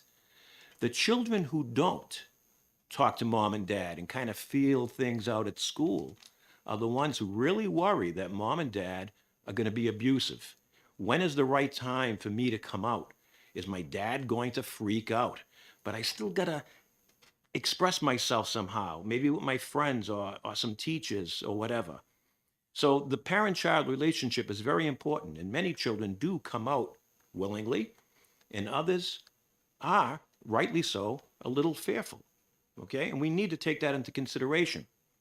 And lastly, again, you take a look at X and Y. I don't want to be over dramatic here, but it almost reminds me of Gestapo tactics. Tell me what I want to know. Otherwise, your life is in jeopardy. I can, again, not wanting to be very dramatic here, but you put a gun to someone's head and say, tell me what I want to know. In this instance, tell me what I want to know, or you are subject to civil and criminal liability, and you're going to lose your job. So tell me what I want to know. And again, those are not inalienable rights. To put them in a Bill of Rights and call them rights when they're not rights, and this is not just me, look it up in any conservative forum that discusses the concept of natural inalienable rights. Conservatives will tell you these are not rights. And all the other rights that are listed already exist. Thank you, Representative. And the chair apologizes that in the flurry of paper that came in last week, the testimony from the last individual was not handed out, so I'm sending around a batch of these to you. This was from the person who starts off saying, I was a transgender woman for over 20 years, and ends with, to hide irreversible and damaging mental or medical therapy or procedures about a child to his or her parents is above and beyond criminal. It must be stopped. That, you may remember, some of you had to leave, but that was the last piece of testimony. Anyone else in round two? And it's got to be brief because, you know, the clock is ticking. Representative Raymond. Thank you, Mr. Chairman, and I will be as concise as humanly possible. We've talked a lot about a lot of this bill, but I just wanted to bring everyone's attention to one small thing that is a not so small and is a pet peeve of mine, and that is when language isn't tight, when it is vague or misleading. And in this particular bill, on page 1, line 7, and page 1, line 21, we have some legal terms being used inappropriately. It says, while the minor child is in the custody of the school district. We know that kids are not in the custody of schools. They're in the custody of their parents, and parents have to sign permission slips for schools to do anything. We know that school districts do not act in loco parentis. In loco parentis is a very specific legal term. I can't, if I'm working at a school, make a decision about medication. I can't make a decision about who a child gets dismissed to. I can't make any kinds of decisions about what parents have the right to make the decisions for. If I want my child to be in the custody of someone else or someone else to act in loco parentis, I actually have to either go to court or get a notarized statement giving that person the rights. That's why parents have to be involved in things like IEP meetings and other meetings that the school has. So it's really irritating to me to start off a bill utilizing terms that simply aren't appropriate or accurate. Thank you, Representative. Representative Ball, round two. Thank you, Chairman. With respect, I believe that you've misstated. The schools do act in locus parentis. That's why we have nurses who can give out medications and take care of children. And I have had school districts say that, yes, they are too, working in lotus parentis. That being said, as a teacher, in all my years in school, I know that all the teachers refer to the children as these are my students, but the fact of the matter is they are not my students. They do not belong to me. They belong to their parents, and their parents are the ones who make the decisions for them. Round two, briefly, Representative Gregg. Thank you, Mr. Chairman. So on the medicine thing, even for Tylenol, I've had 3 kids just recently. We had to have permission slips from the parents for even Tylenol or any kind of medication, or I had to go to school to give it. So that's one problem. The other thing is I've had teachers, by the way, when we had to tell what my kids had been through, they broke down crying, not because they were just their teachers, because when I couldn't protect my kids and they were at school, I knew their emotional well-being was there, and they were very well attached to our kids, and they couldn't even fathom how these 3 kids who are functioning so well were in these classes. But I've had them come to different events for the kids because of this connection that they had, and because my kids could trust them and talk to them about things they weren't quite even ready to trust me with just yet. Thank you. Okay, my turn. In terms of parental rights in private schools, the parents have the rights that you contract with that school for. Early on in my life, I was on the staff of St. Timothy's Church in Baltimore, Maryland. We had a parochial school. There was a contract. If your kid goes to St. Tim's, you have read the above. You must do the following. You may not do the following. We'll talk about the rest, etc. Once you signed it, that's the limit or the extent of the rights you have. We had parents read through it and say, I don't want to sign it. Okay. St. William's around the corner has a very nice school. Maybe they're taking new students. Secondly, I was highly annoyed by the phrase, it takes a village, for a long time until I came to agree with it. The question here is, in the village, Who's the mayor? Thirdly, we talk about particular gender issues because that's the hot button issue right now. It may be something else, and we'll need to broaden this should this pass. I want to know if my child has been flirting with white supremacy. I get a little bit of hints at home, something that should have been locked away that I don't have a key to but got left out. I'm wondering, what's he doing at school? I have two ways I can ask. There's probably a blabbermouth kid in the neighborhood that I've built up a good relationship with, and I might want to ask that kid. I much would rather ask this kid's, my child's teacher, and have an honest answer. So it doesn't just cut to the political or ideological left. It could cut in many places to the political ideological right as well. Now, in terms of abusive parents, some parents have abused their kids before issues of gender come up. I rather wonder if the relationship with the kid and the parents, and we've already said there are some pretty rough relationships. I have a feeling it's probably gotten to the reportable stage already in some cases. Also, if, or maybe we should say when, a parent learns about WXY from the blabbermouth kid, from the kid who said something to his or her parents, and a very sincere, whether misguided or not is arguable, but a sincere parent says to the transgender child, "Do you know what my daughter said? Is that true?" Or, worse, in the mouth of a mean parent who's just waiting to rub that family down the road's nose in it. Aha, I know what I know. And the parents didn't learn it from the teacher. The parents didn't learn it from the child. The parent learned it in the neighborhood on the street. I think the parents might be more angry, not less, because they were embarrassed when they were told.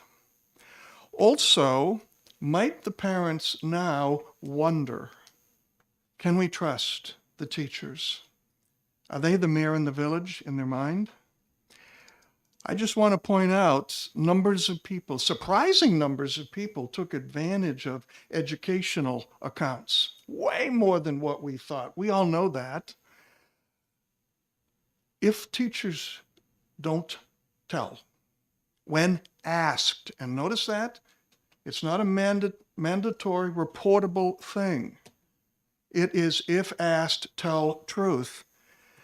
If parents find out this is happening, I wonder how many more people will want to pull their kids out of the public schools.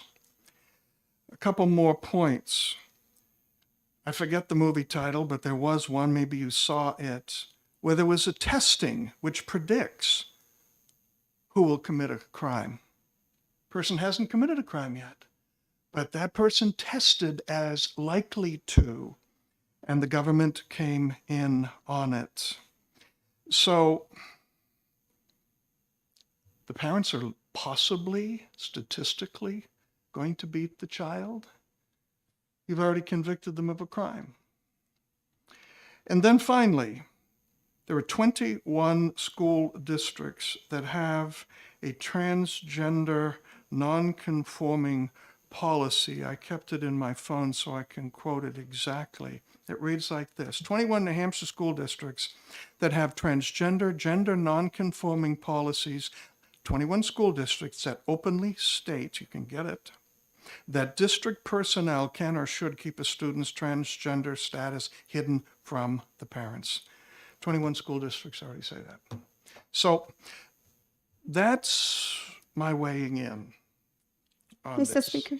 Representative Perez. Mr. Chairman, I just want to add that something that bothers me is you mentioned that a lot of parents now they send their kids to private school because they don't feel heard in the school systems, and a lot of these kids, a lot of these parents, they're taking advantage. That bothers me because when I asked for the report, how many children from underrepresented communities that really taking advantage of, that really getting the money to go in private school. I asked for the report, and they were told me that that report was going to send to me, never got sent to me. So it bothers me to hear that more parents, I want to know what parents, this is the parents that already have kids in private schools, and now they're taking advantage and taking my money from the public schools and taking away the money for programs that been helping underrepresented communities, and we taking away the money, and then we feel so proud. The parents now, more parents, they're going to be able to take the kids away from the public school.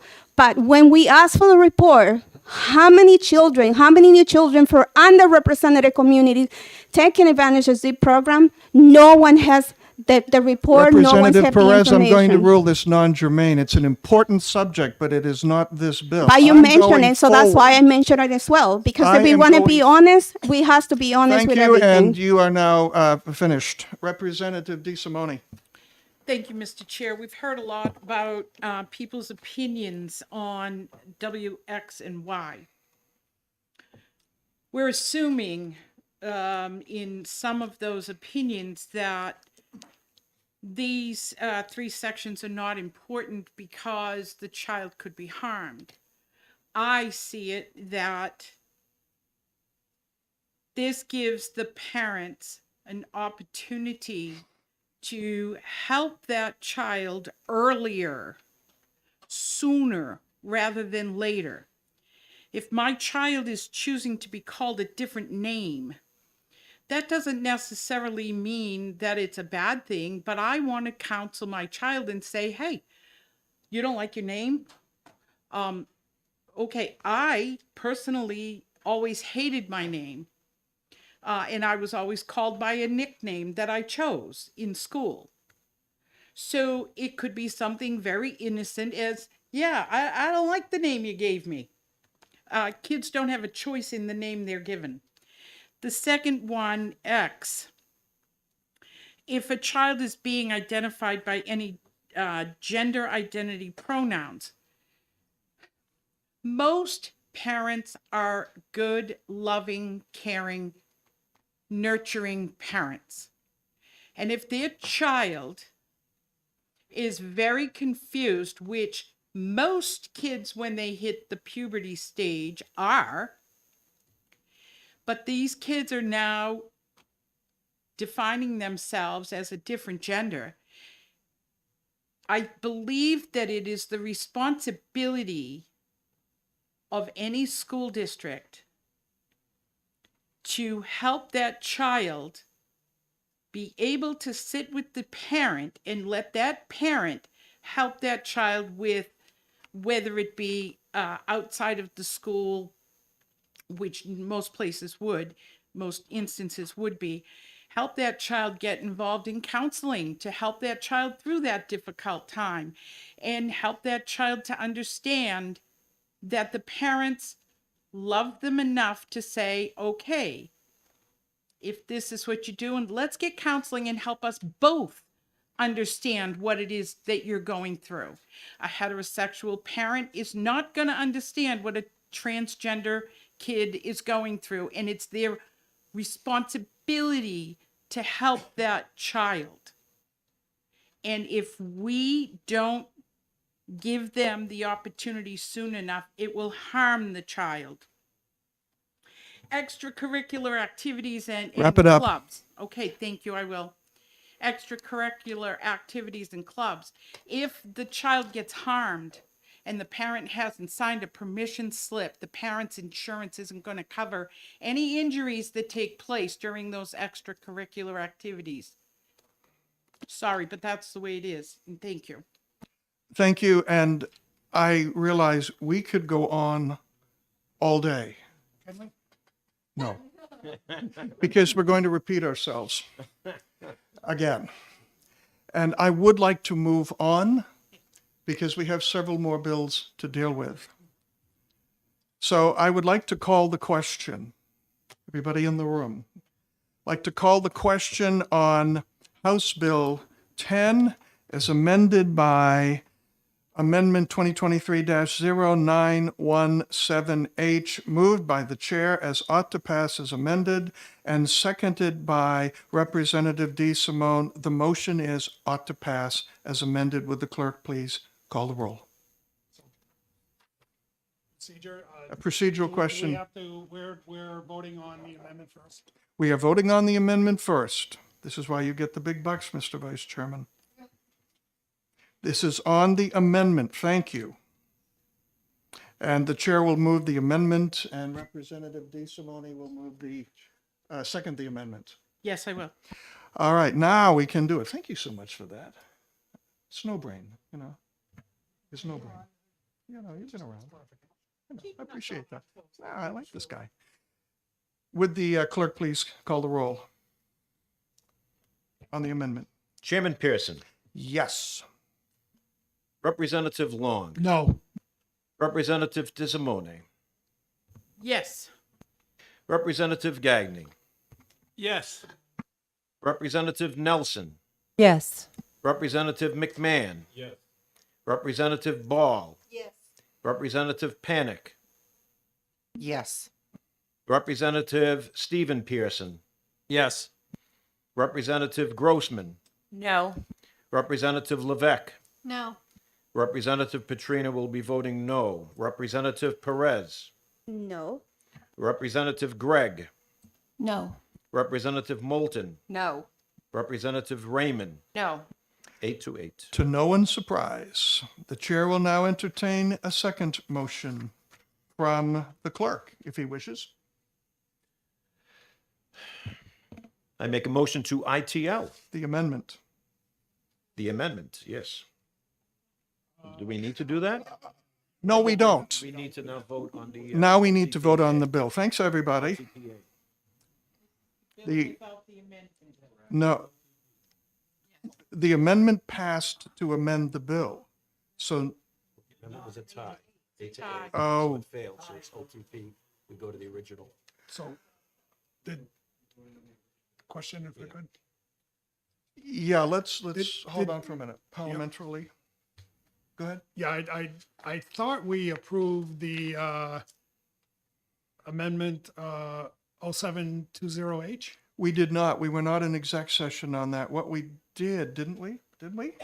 I thought we No. accepted it into the committee. We accepted it into the committee so that we could read it because that was the intent of the sponsors to be the Okay, bill. so That we- was informational. Okay, so we didn't approve. We did not. we So didn't now vote we on are it. on the Okay. original bill, House Bill 10. Is that correct, everybody? Yeah. Brain trust? Yeah, good, Yeah. okay. Then the chair moves, ought to pass, on House Bill 10. I'll second that. And D. Simone seconds it. And now, would the clerk please call the roll? The motion is ought to pass on the original bill, House Bill 10. Moved by Representative Pearson, M. Pearson, seconded by Representative D. Simone. Chairman Pearson, Yes. Representative Long, No. Representative DeSimone, Yes. Representative Gagné, Yes. Representative Nelson, Yes. Representative McMahon, Yes. Representative Ball, Yes. Representative Panic, Yes. Representative Stephen Pearson, Yes. Representative Grossman, No. Representative Levesque, No. Representative Petrina will be voting no. Representative Perez, No. Representative Gregg, No. Representative Moulton, No. Representative Raymond, No. 8-8.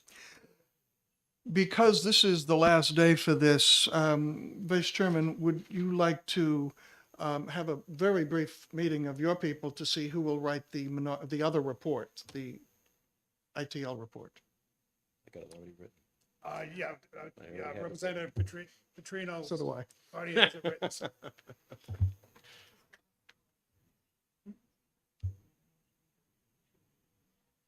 So, do we have to do the ITAL motion, I think? We just did that. We just did OTP? What did we just do then? Okay. That's 8-8. That 8-8 was on OTP. We now have to do ITL on the original bill. We did it on the amendments. So I'll move the ITL. Okay. And I'll second. Okay, now it's ITL, Representatives Long and Petrino.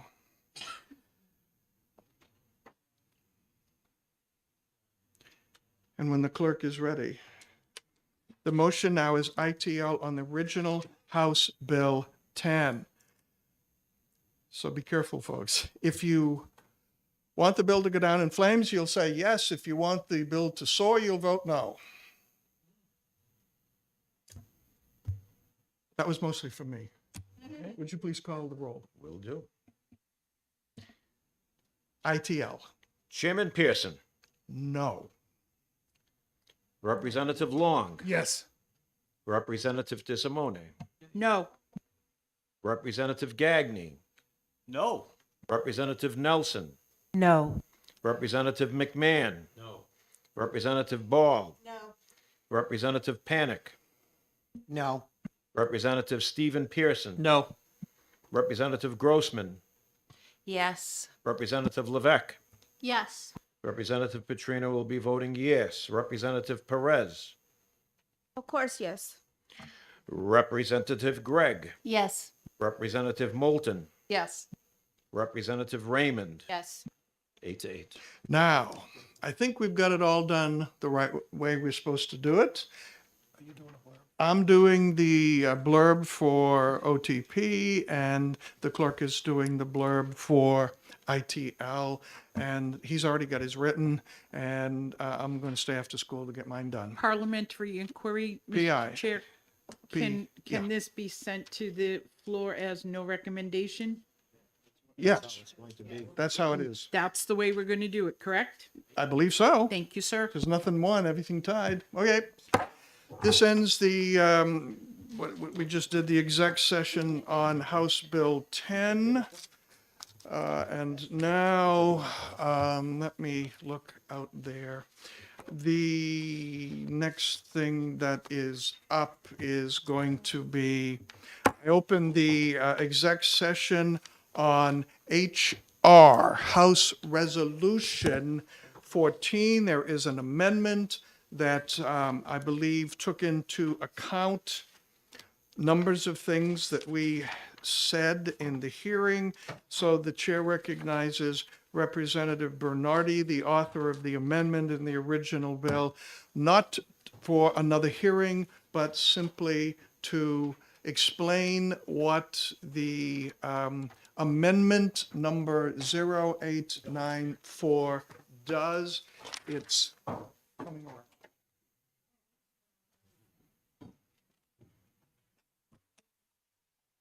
Thank you, Mr. Chair. J.D. Bernardi, Rockingham, 36. So what this bill did was take into consideration the comments from Representative Lynn and Attorney Head in making improvements to the legislation. The primary paragraph there indicates, well, first, that the initial bill had a choice for this committee to either, as a committee of the whole, be the committee to address this issue, or an appointed committee. The discussion had been that an appointed committee was more appropriate. So 11 state legislators and 5 members of the public. Then the second point is the most important concern was to get the issues that are continually in front of this committee heard, to gather evidence from the members of the public that have gone through the system and are for want of a better word, victims of the system, to get their testimony. And then that be followed up by the committee's ability to ask the response on the various issues and problem areas from the guardian ad litems, from children and family law, from the Bureau of Child Support Services, and from the judiciary. And specifically with respect to Representative Lynn's comment that the testimony from the judiciary shall not cause a judge to violate their rules of conduct or otherwise reveal analysis of specific cases. So their analysis cannot be questioned, but the facts can be laid on the table, and the facts and the circumstances of the case cannot be declared inappropriate for review.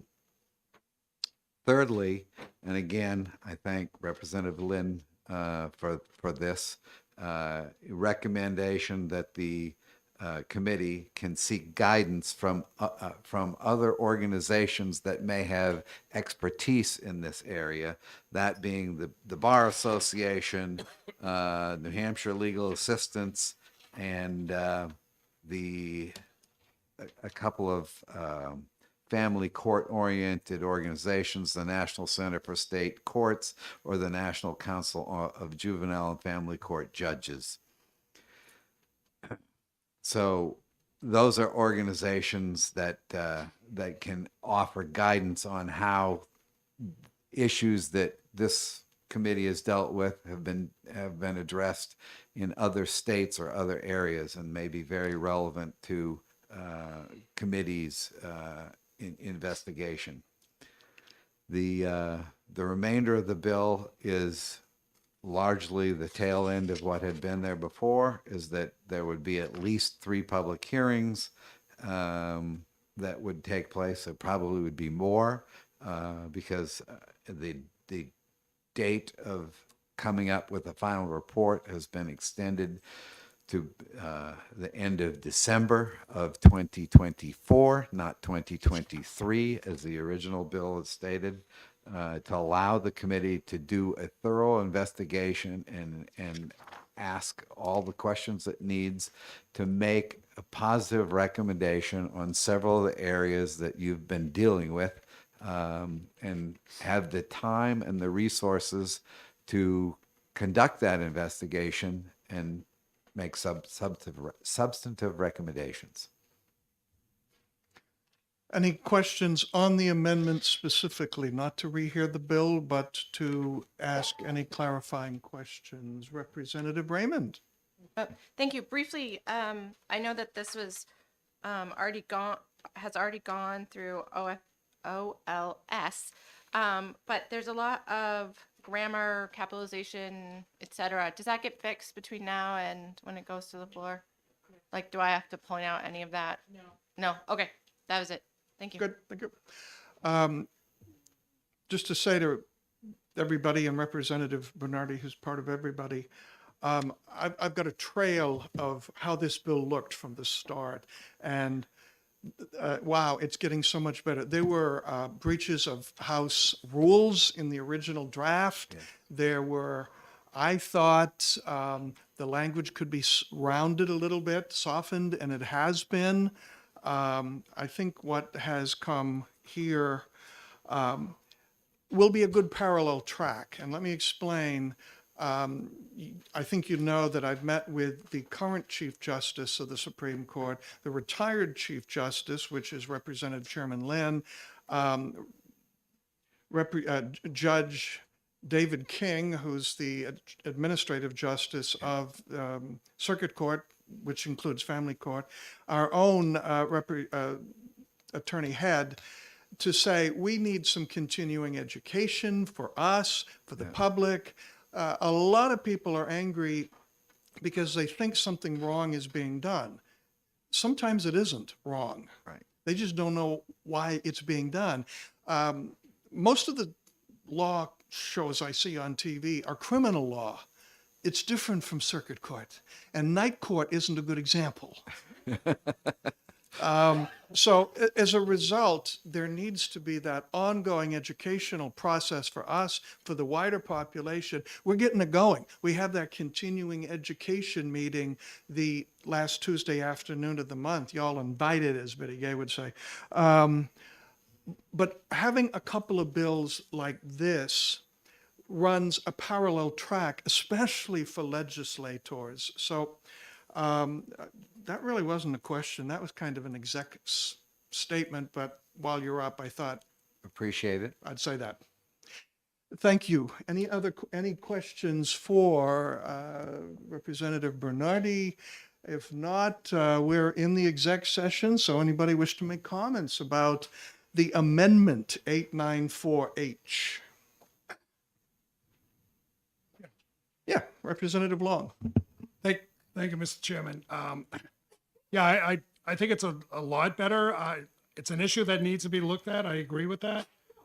I mean, the 5 knowledgeable members of the public, the fact that they don't have a vote, I don't know I don't know what 5 knowledgeable members are gonna want to sit on a committee knowing they just have input and no vote. But I mean, I could oversee that. Hopefully we could get to 5. So yeah, I don't have an issue with this. There are new rules of the road for committees, as you may know. And I think this is trying to take that into account. Okay. But anyone else? Anyone else? Wow. Somebody like to make a good motion on this? Would you like to make a good motion on this? So I'll move on amendment. I'll move on to pass on amendment 2023-0894A. So Into the House to pass- Resolution 14 ought to pass on the amendment. We have somebody from the other side of the playground who wants to second that? Oh, wait a minute, she's not in the playground at all with me. She's not in the Yeah, playground. yeah, She's you a want- different do we need- playground. No, just kidding. Go ahead. All along, I've been saying the other side of the playground. I didn't know that. Okay. Any further discussion? Seeing none, when ready, the Assistant Clerk can call the roll on House Resolution 14, Amendment 0894H, moved by Representative Long, seconded by Representative Ball. Would the Assistant Clerk now call the roll, please? Chairman Pearson, Yes. Vice Chairman Long, Yes. Representative DeSimone, Yes.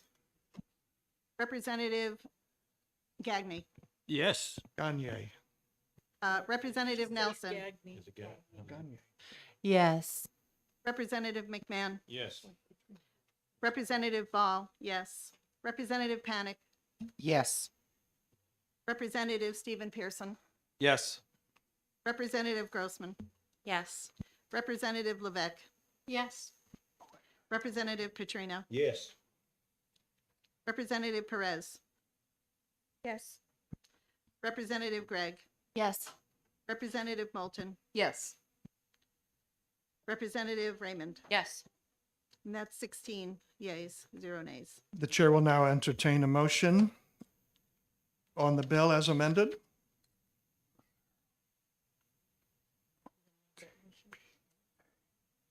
We passed the amendment into the bill. Now we have to vote on the bill as amended, right? Right. Okay, Well, you're up. I'm not a writer, but so if somebody could help me write the committee report, I'll move to pass as amended. Okie dokie. And HR somebody second from the other playground on the schoolyard? Representative Ball? You went to a tough school. So, what's that? Well, he is a rock star. Yeah.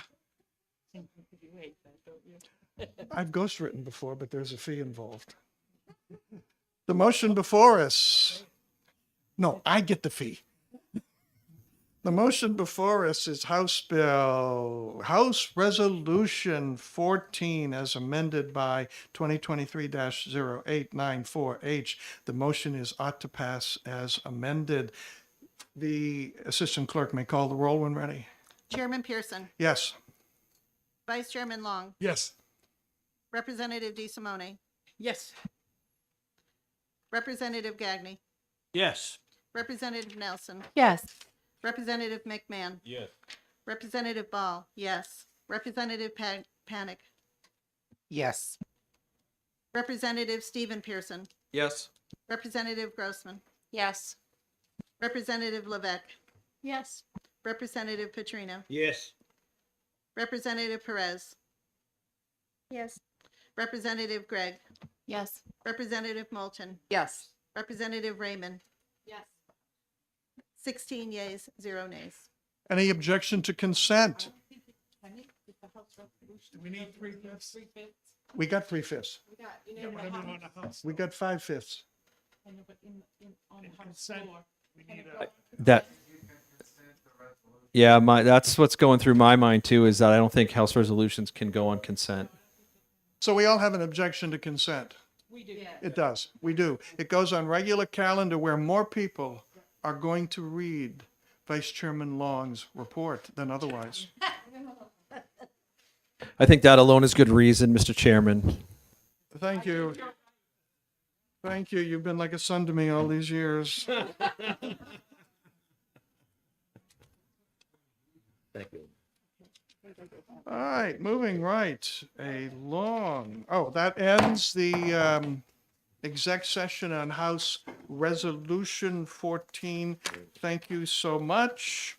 Now I open the exec session on House Bill 438, relative to the right of representation in family court. And having consulted with legal friends, Jack McCoy, for one,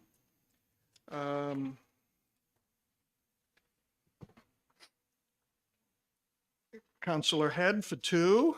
I'm passing around Amendment 771 to this, which I believe will help the purpose of the original bill in such ways that the judicial system will see this as a good thing, and I think everybody can win. So that's 771 coming around. Actually, I have 3 extras. Mr. Chairman, it's me. Representative Perez. Yes, not a big deal, but I would like to ask a question. When we have people sitting in to testify, even the representatives or members of the public, how does the procedure for someone who has a PIN card? They're supposed to give it to the person at the end of the not going around to give that to the chair. I just have a question about that. That is correct. Thank you for that observation. The chair should have said something and didn't, so thank you so much. It's easy to forget. I caught myself 3/4 of the way in my old committee going to the front because I used to live there. And someone said, you gotta go to back. So yeah, I have violated that one, so thank you. All right, Amendment 0771. The amendment writer will speak to his amendment. He actually did just a minute ago. And basically, this encourages a support person to sit with. But remember, there were concerns that the support person may overreach the role of being a support person and kind of signal things. Of course, you can do that from, sitting behind the rail as well, but sitting right up front there is even more interrupting of judicial procedure. So we wanted to try to find that sweet spot where the genuine objections of the judges were heard, but some people's need for a companion was also honored. And this was the amendment suggested to me, so I slapped my name on it and read it over. It's 11 lines long, and we can talk about it if you want to. Representative Long. Thank you, Mr. Chairman. We didn't get this amendment, and I don't know where my caucus is because we worked on the original bill.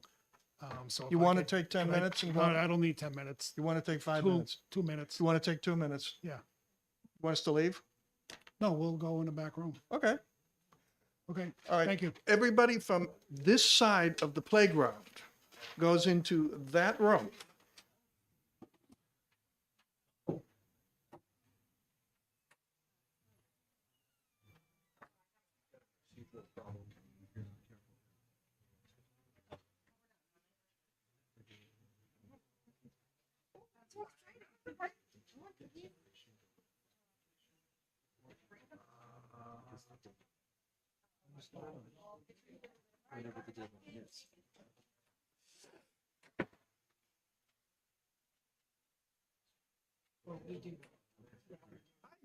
Thank you very much. You did it. And second, when you go 8-8 on ITL and OTP, you can do retained. It's in the hopper. If someone wants to make that. Good to know. And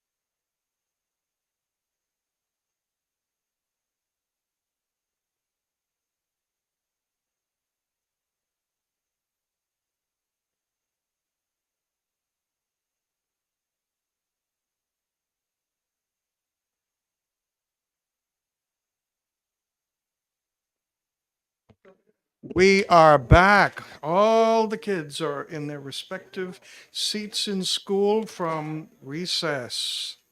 And Representative Long, I don't know why I'm calling on you, but I am. You calling on me? I guess so. I mean, what were we doing before?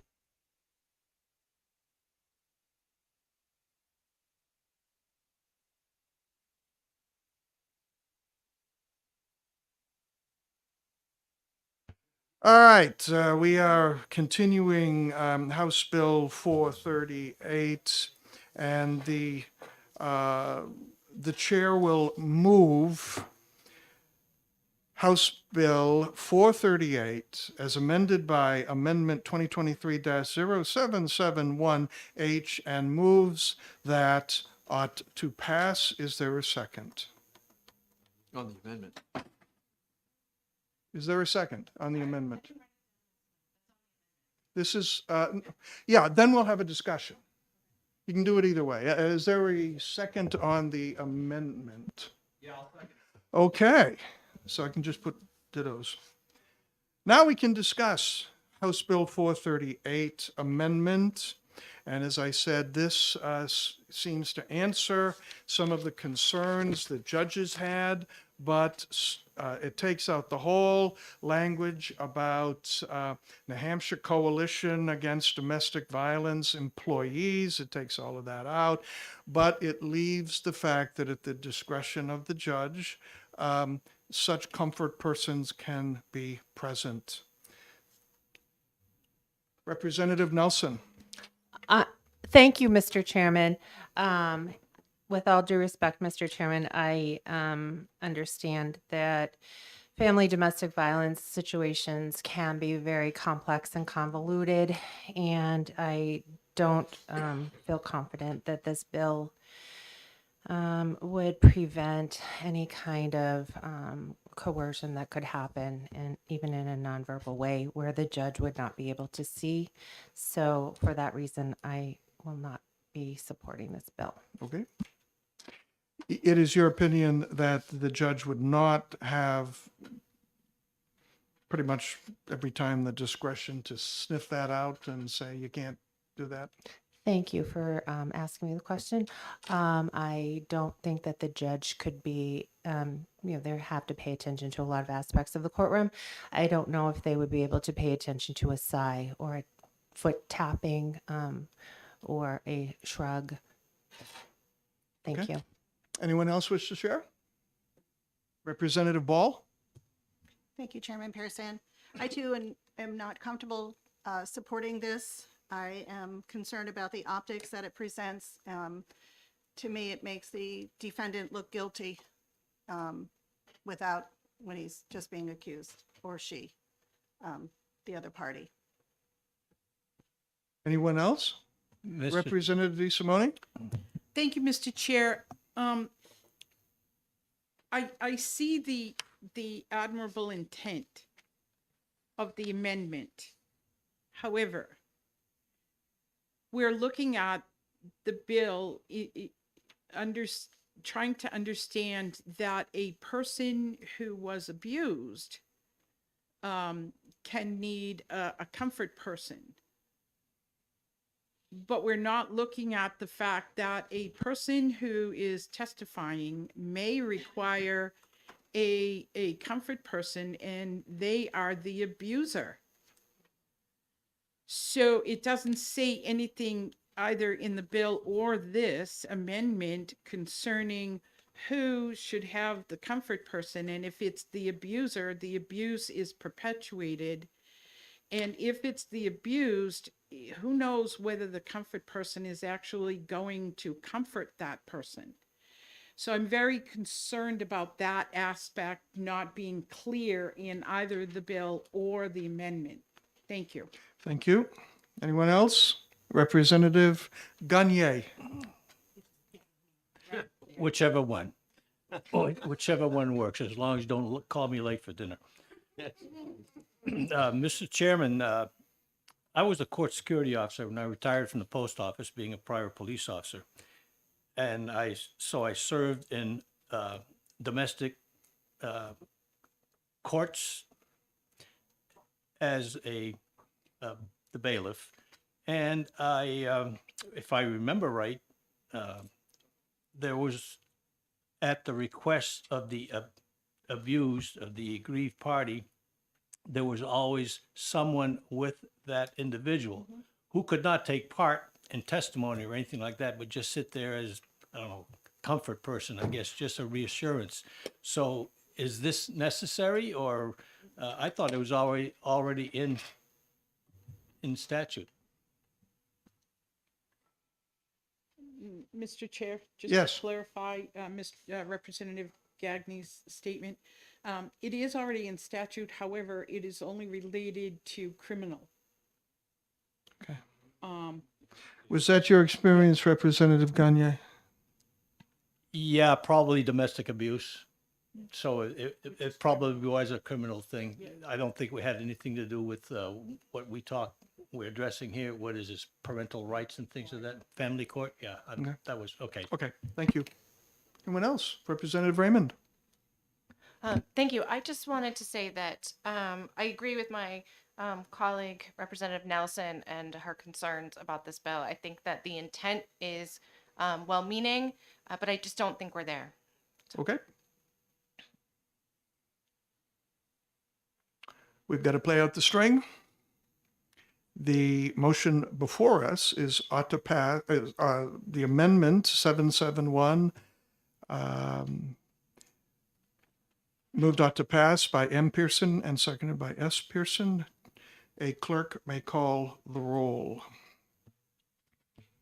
Chairman Pearson, Yes. Representative Long, No. Representative DeSimone, regrettably, no. Representative Gagné, Yes. Representative Nelson, No. Representative McMahon. Yes. Representative Ball, No. Representative Panic, Yes. Representative Stephen Pearson, Yes. Representative Grossman, No. Representative Levesque, No. Representative Petrina will be voting no. Representative Perez, No. Representative Gregg, No. Representative Moulton, No. Representative Raymond, No.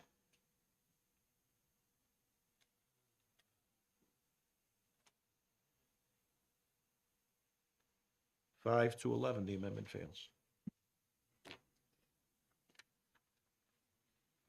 Now we're back to the original bill, House Bill 438. The chair will entertain a motion.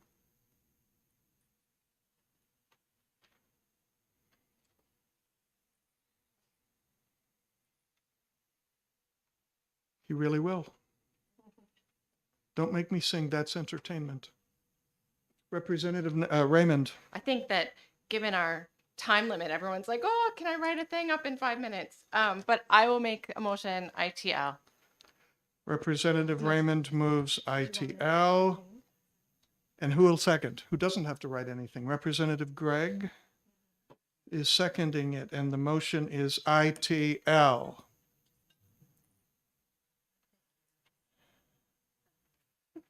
Any further discussion? When the clerk is ready, please call the roll. The motion before us is ITL on House Bill 438. Chairman Pearson, Yes. Representative Long, Yes. Representative DeSimone, Yes. Representative Gagné, Yes. Representative Nelson, Yes. Representative McMahon, Yes. Representative Ball, Yes. Representative Panic, Yes. Representative Stephen Pearson, Yes. Representative Grossman, Yes. Representative Levesque, Yes. Representative Petrina will be voting yes. Representative Perez, Yes. Representative Gregg, Yes. Representative Moulton, Yes. Representative Raymond, Yes. 16 yes, 0 nay. And I would say to anybody in the audience who had worked on this bill, you've heard the testimony, and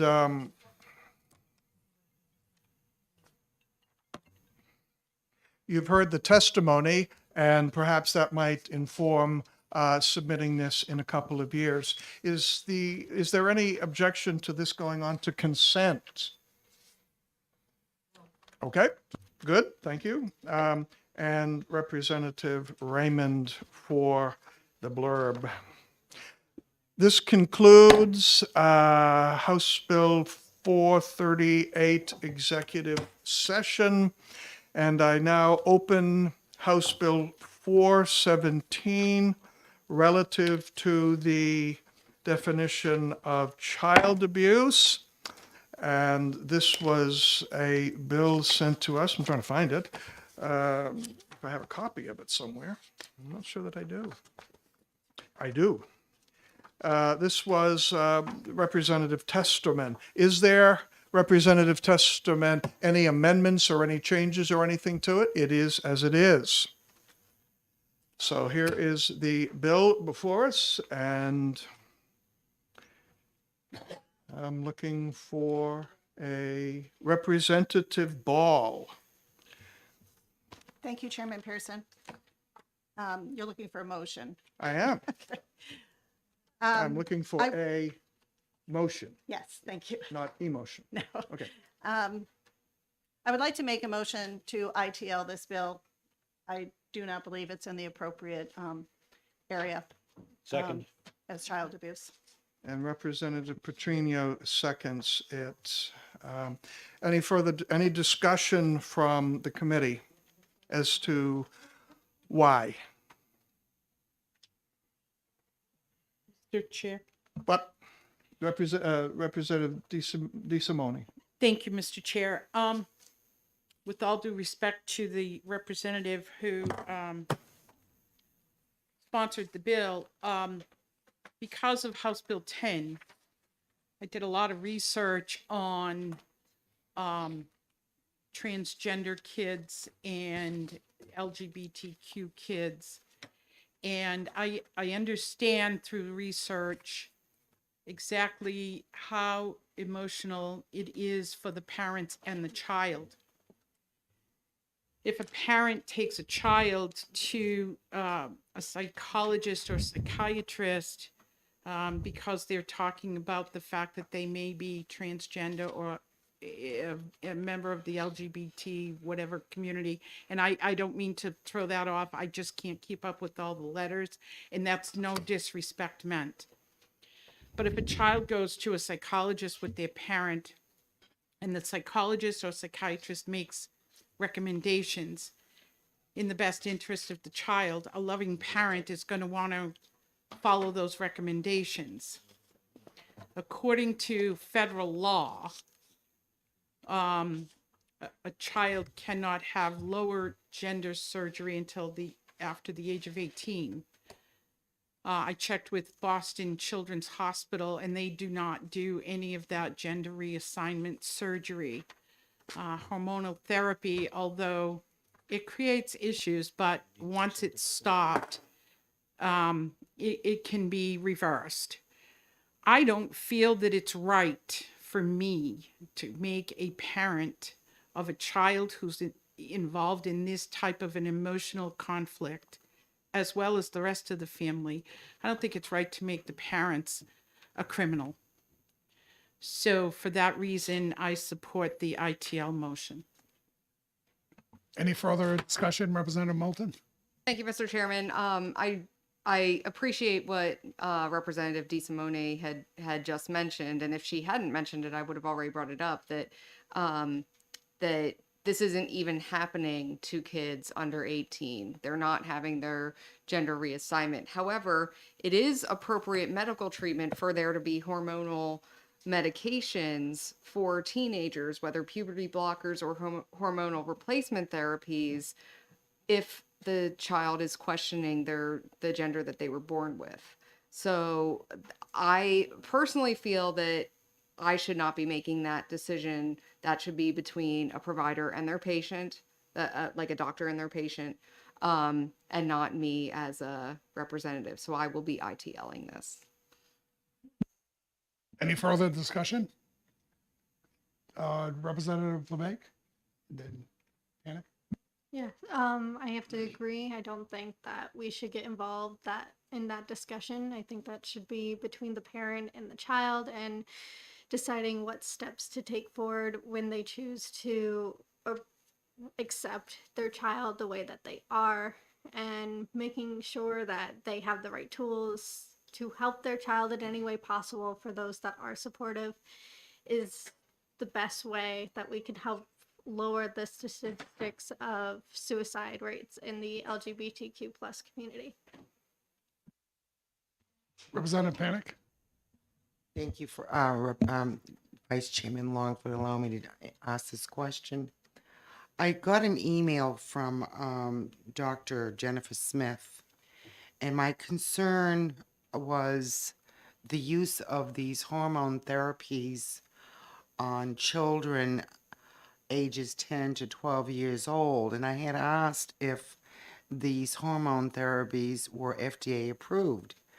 And the email that was sent to me said that the potential harms versus the benefits allowing the use of medicine off-label in this area of care. So they are using this off-label. So that means that translates in my mind that this is an experiment on the children. If you're transitioning these children off with medications that were not designed and there's no FDA studies, this is an experiment. That has me very concerned. So, the last time they had experiments on children, if I go back to looking at my history books, was during the Nazi regime during World War II. So I think this is criminal. Thank you. Mr. Chair. Yes, Representative DeSimone. Unfortunately, in one respect, you're correct, but in another, you aren't. The COVID vaccine was an experimental drug that was given to children, and that drug has been found to be able to cause sterilization in children, but it was given to them with it was not FDA approved, and it was given to them with the government's consent. So, and it was mandated in some cases. So I don't think that any kid should have hormonal therapy either, but I'm not the parent of a child who is transgender, and I think that parent has a right. Go ahead. Okay, COVID was an emergency, so to prescribe a drug, an unapproved FDA drug on an emergency basis, I think is different than prescribing hormonal therapy on children for a sexual transitioning. That's not an emergency. Well, I think that no. We see it two different ways, and we're trying to be respectful of everybody. I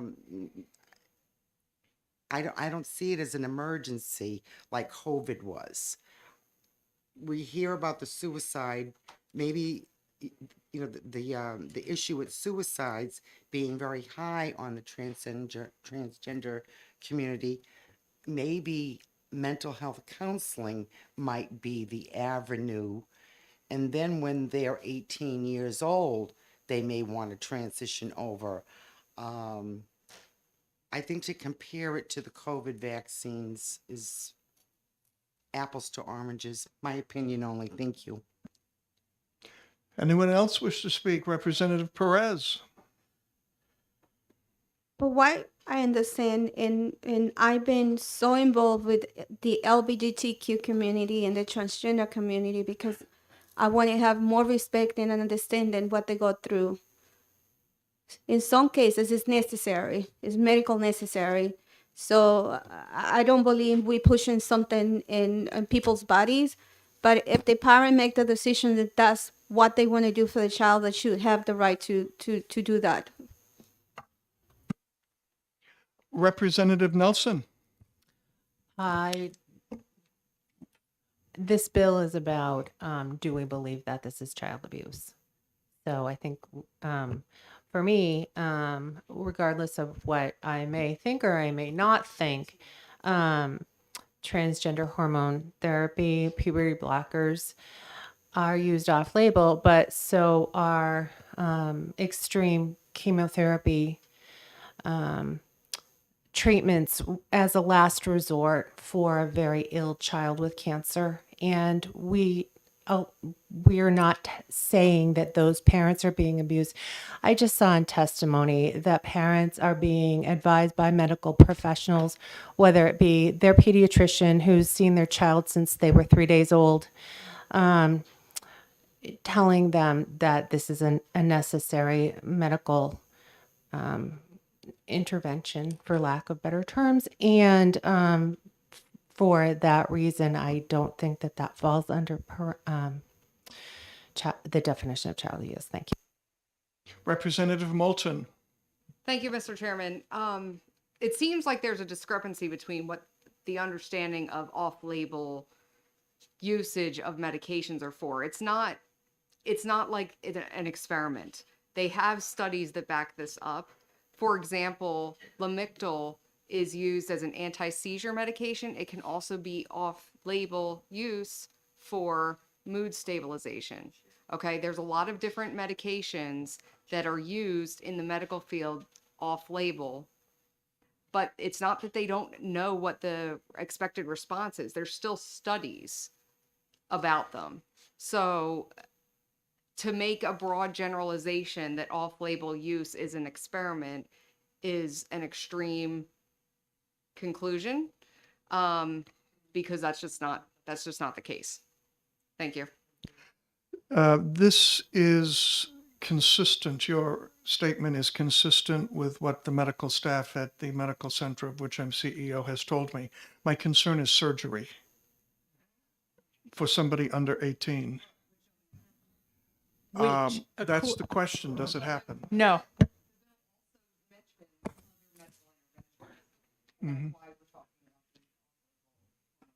Okay.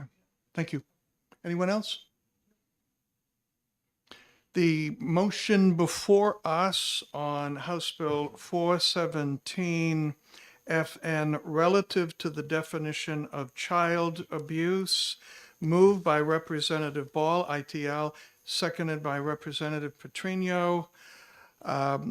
The clerk, when ready, will call the roll, please. The motion is ITL. Chairman Pearson, Yes. Vice Chairman Long, Yes. Representative DeSimone, Yes. Representative Gagny, Yes. Representative Nelson, Yes. Representative McMahon, Yes. Representative Ball, yes. Representative Panic, Yes. Representative Stephen Pearson, Yes. Representative Grossman, Yes. Representative Levesque, Yes. Representative Petrino, Yes. Representative Perez, Yes. Representative Gregg, Yes. Representative Moulton, Yes. Representative Raymond. Yes. That would be 16 yeas. Any objection to consent? Representative Ball, please write the blurb. Now, I might suggest, and this is a general statement that I make, as you know, about every other time we're together. Bills sometimes rise and fall on how the prime sponsor presents the bill to the hearing and who brings relevant information to the hearing, other people, and anticipates and answers questions. I think there's something in this bill that appeals to me, but absent all of those things, I had to vote as I did. Today's the 15th. Oh,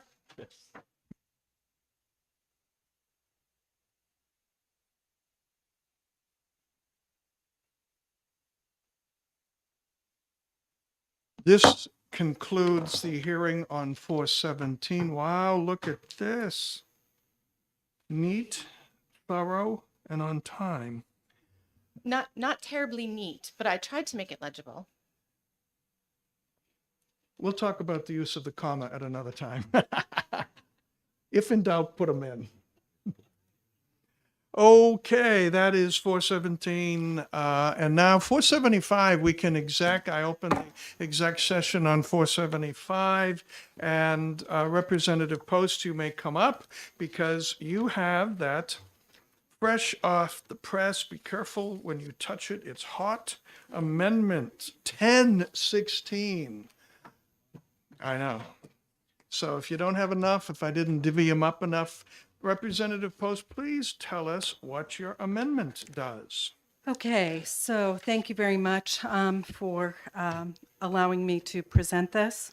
I thank the chairman and the committee. Do I need to do for the record, I'm Lisa Post?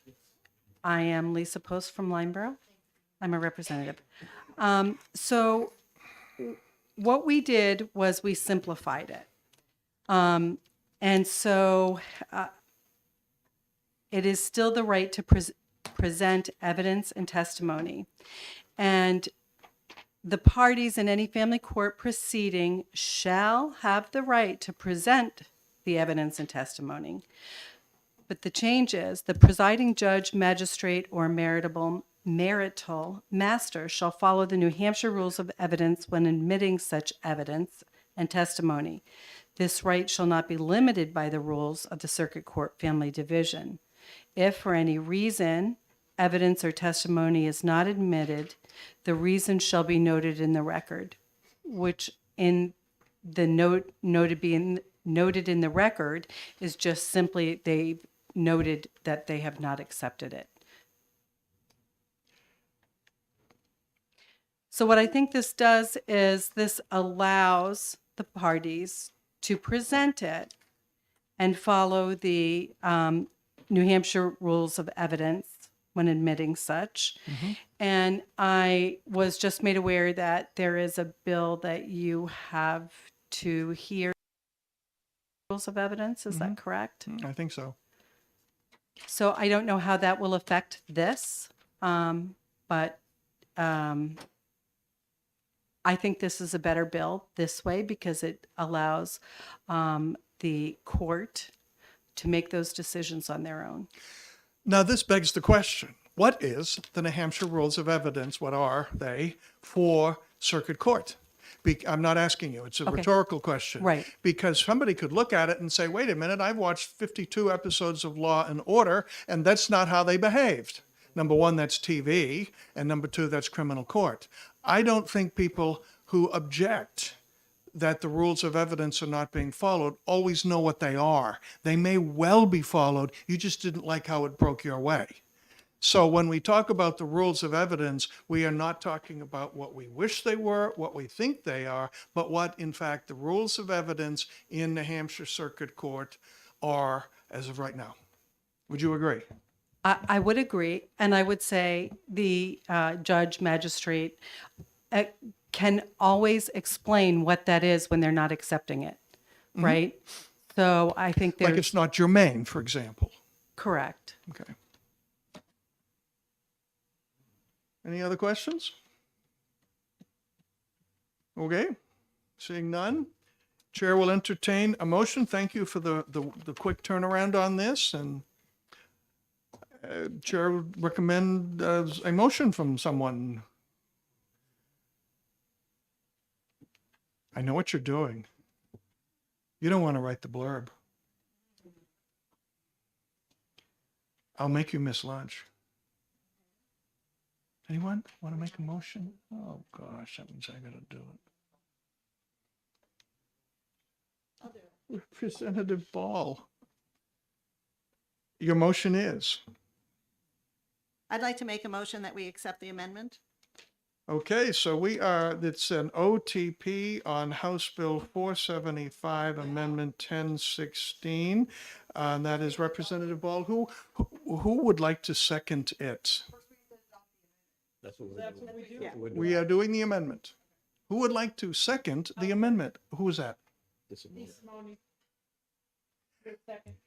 Representative Raymond while your arm has appeared, I'm having trouble finding Representative DeSimone, so could you give her a little, help? Okay. You could. No raising cane. Okay, any further discussion on the amendment? Any further discussion on the amendment? Representative Raymond. Thank you, and thank you for indulging me, everyone. I was just looking up the rules of evidence on Google for New Hampshire. And it talks about offers of proof and testimony and, being the right to being cross-examined. And I'm unsure about how that will apply and work in family court situations. Because I just don't have the experience in divorce matters and custody matters to really visualize this. So if someone is providing evidence, do they usually get cross-examined in a divorce case? Do they usually have the same burden of proof in divorce as they would in other court cases? Will this affect that? And I don't know the answer, and it's freaking me out. Attorney Head, could you speak to that? And you were consulting with someone else in the committee, so would you ask Attorney Head the question, please? Thank you. Attorney Head, could you please explain a little bit more about the rules of evidence and how this amendment will affect family court proceedings that I'm not familiar with, like divorce and custody? And So thank you for the question. So current practice, so the rules of evidence are one set of rules. They apply to all courts. They apply to civil cases, depending on the civil rules of evidence, really what we're talking about primarily here. So you can look up the rules of evidence. There are a lot of them. They're complicated. And I went to law school and I still screw them up once in a while. But the current rule in family division is Rule 2.2, which says that New Hampshire rules of evidence do not apply to the actions listed above. We're talking generally about family division in those. However, the court at its discretion may utilize the rules of evidence to enhance predictable, orderly, fair, and reliable presentation of evidence. One thing to understand about the rules of evidence in terms of thinking about them sort of generally is they are an exclusionary set of rules. They decide what is, or more importantly, what is not being admitted. So if, for example, somebody says, my soon-to-be ex-spouse told me that they were going to pick up my child, that is technically hearsay. And then it gets into why is that person testifying to it? If you're going to try to apply the rules of evidence at a very technical level, require that the rules of evidence be applied, then evidence which today, under the current process, could be introduced might very well get excluded because rules of evidence tend to be an exclusionary set of rules. They decide essentially, you didn't follow all the steps, so we're going to keep that from getting in, which is sort of contrary to what the original sort of intent of this bill is, which is trying to get more stuff in. But that said, you also then add to that the layer of, yes, the judge can explain why the rule of evidence would exclude this piece of evidence, but now that person is struck. They're in trial. They don't have another shot at this. They're in the proceeding. So they may have understood coming in that this could get introduced, but because of the strict adherence to the rules of evidence, it may be excluded as a result. So, and we're talking, relevance, hearsay, character. If, for example, in the hearsay example, my soon-to-be ex-spouse said that they were going to the school to pick up my child. If it's being introduced for the truth of the matter asserted, which is the language in the rule, if it's being introduced because the judge, that person wants the judge to know that the ex-spouse went to the school to pick up the child, that's hearsay. It should be excluded. if they are introducing it to say, as a result of hearing that, I went to the school also, it technically is not being introduced for the truth of the matter asserted. The likelihood that a person who's not appearing in court, who may have, limited education, has no experience with the rules of evidence, may have mental health issues, because again, vast majority of people in these cases are not represented. That's a kind of a subtle distinction as to whether or not they're trying to introduce it for the truth of the matter asserted. Today, under the current process, if in order to ensure a predictable, orderly, and reliable presentation of evidence, the judge can have some discretion. That's what we have today. If you apply the rules strictly, you're applying exclusionary rules strictly against parties who may not understand them. I may have answered your question. A brief follow-up and a brief answer, please. Would this also affect DCYF cases as written, this amendment? DCYF cases in family division, yes. Okay, thank you.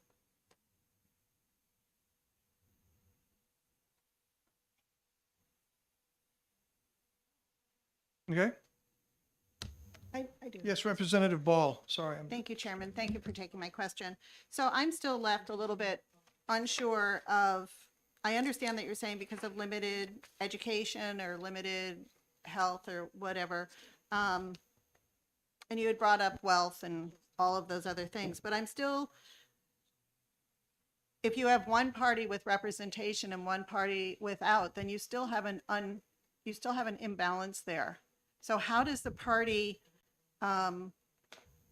without the savvy attorney who knows how to get evidence in through testimony, how do those people ever get their voice heard if they can't present the evidence? Even if they do it, maybe it wasn't done correctly, or maybe the court could help guide them in how to get their evidence in there. How do we balance out that imbalance? So thank you for the question. One, the court really can't help somebody improve their case. They can't say how to introduce evidence. They can talk generally about sort of what it is they should do, but not help them prove their case. In terms of this amendment, you are actually shifting that imbalance in favor of represented parties, because if you have an attorney and a pro se party, that attorney is going to have a much better understanding of the rules of evidence and have the opportunity to know when to object, what to object to, what the rule is going to be, and is more likely to be able to exclude the information that somebody is trying to introduce who's not represented, has never experienced the rules of evidence, and is really just there to try to explain their case by whatever information is available to them. So I think you are actually shifting that power towards the represented party who may be wealthier because they can afford the attorney and what have you. So I think this actually shifts it in that direction even more. Follow up. Thank you. And maybe this is going toward why we need that House resolution. And help me understand this. It's my understanding that there are people in the courthouse that help people get through paperwork, and they have support systems within the courthouse. So my question is, wouldn't it be helpful for those people who don't have representation to have available to them someone who could help guide them in how to get evidence in or before they walk into the courtroom? So thank you for the question. So there are certain types of cases, domestic violence, some others where there are folks on staff who assist in some of the work, not the hearing process, but in the petition. It doesn't apply to all cases, and we simply don't have resources, if nothing else, to do that. We have to be, as the court, we have to be the neutral party in terms of information coming to us. We don't sort of help develop evidence. We don't tell parties how to give us information, how to present evidence, because they get to decide on their own how they're going to be presenting evidence. Once we get into that role of advocate, essentially, for a party, we're no longer we sort of step away from being a neutral body. We're, as a court, the parties are come before the court to present their evidence and their facts, and then the court has to make a decision. And if we're now assisting one party to get their evidence in, we are now sort of shifting that neutrality a little bit. Attorney Head, wouldn't this be a testimony as to, unfortunately, it's expensive, but this is why if you go in pro se, you are putting yourself perhaps in a disadvantage against someone with a lawyer? You know, I've seen a lot of pro se people beat lawyers too, so it certainly does A happen. lot of out-of-work lawyers too. Would it also be a case where somebody could go to legal aid and say, I've got a case, would you take my case? You know, certainly there are services available. What resources are available, I don't know, but yes. Okay. Anything else, folks? We up against the room deadline, so. I'm sorry, just Quickly. one other question. If evidence, how does this play into like requests for a gal to get a guardian ad litem? If we were allowed to bring evidence in rather than going, does this impact that at all? As written, doesn't change the guardian ad litem process. The guardian ad litem process is sort of a tool to sort of gather evidence and present it to the court, and you know, and provide sort of information to the court that the parties may have difficulty bringing to the judge. So as written, at least this bill, to my mind, would not change the guardian ad litem process. In terms of definition of rules of evidence, does that include and the customary way in which the rules are evidenced are at the discretion of the judge done? Is discretion built into rules of evidence itself or not? Some rules, yes. Okay. So it would depend on the particular rule and the circumstance. So the rules of evidence could have built-in discretionary power to the judge? Some of them do. Okay. Sure. So this would only seek to change those which do not? This would require the judge to follow explicitly without deviating from what's in the rule, but follow it explicitly. So if the rule does not contain a carve out for some broader discretion, then no.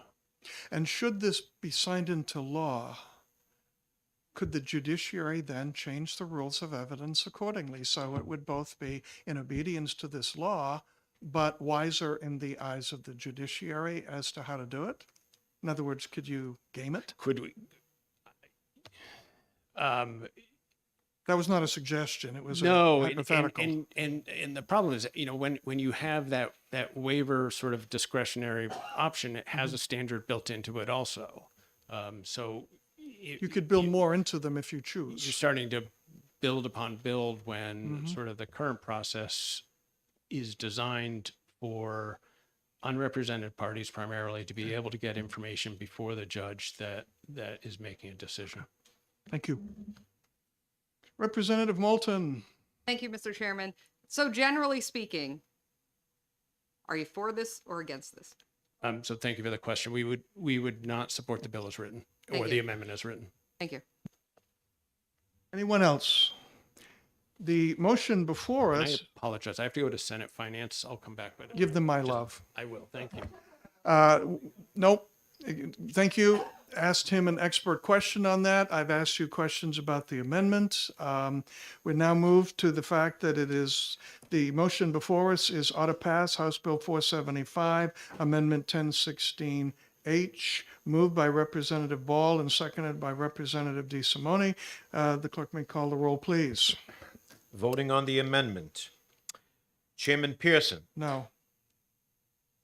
Representative Long. No. Representative DeSimone. Representative No. DeSimone. Representative Gagné. No. Representative Nelson.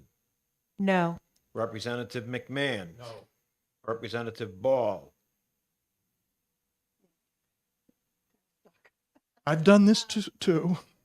I guess I will go with the committee and say no. Representative Panic. I'm going with the committee and say no as well. Representative Stephen Pearson. No. Representative Grossman. No. Representative Levesque. No. Representative Petrino will be voting no. Representative Perez. No. Representative Gregg. No. Representative Moulton. No. Representative Raymond. No. 0 yeas and 16 nays.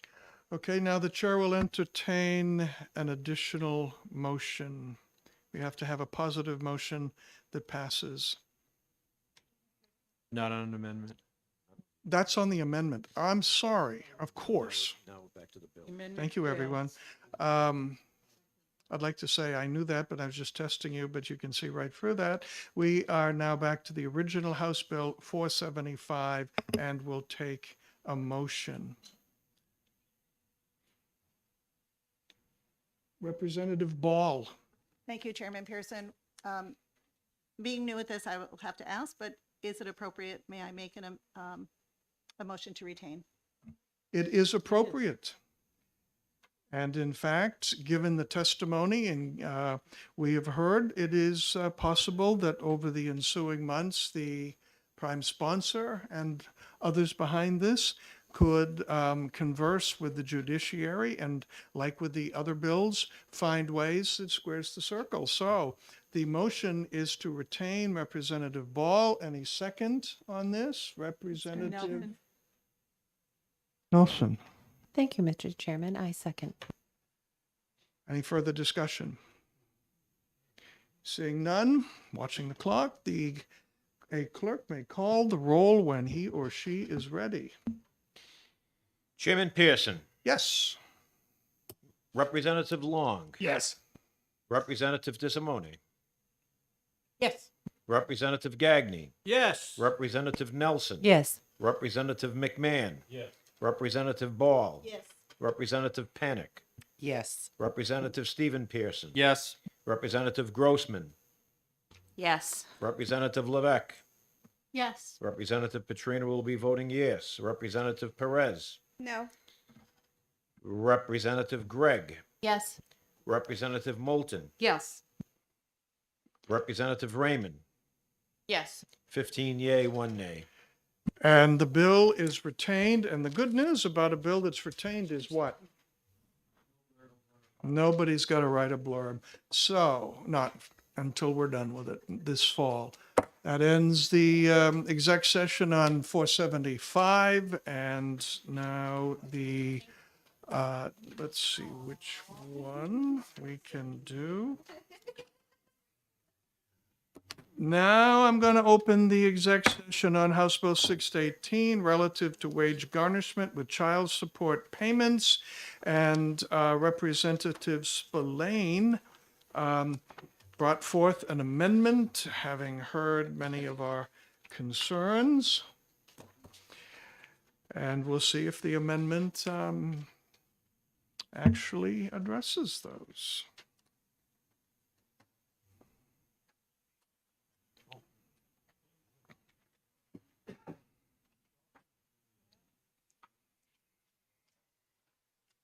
And I will present the amendment as a member of this committee.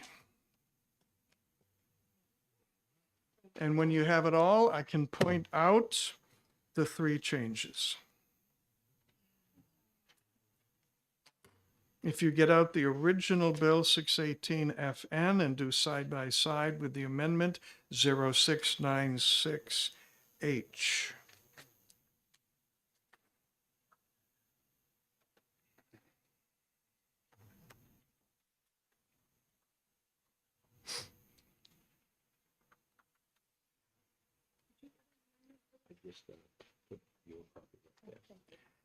If you look down in the original bill near the bottom, you will see in parentheses the number 4, and it says when an arrearage period amounting to the support owed for 2 months or more has accrued. We were told in the hearing that the federal standard is 30 days.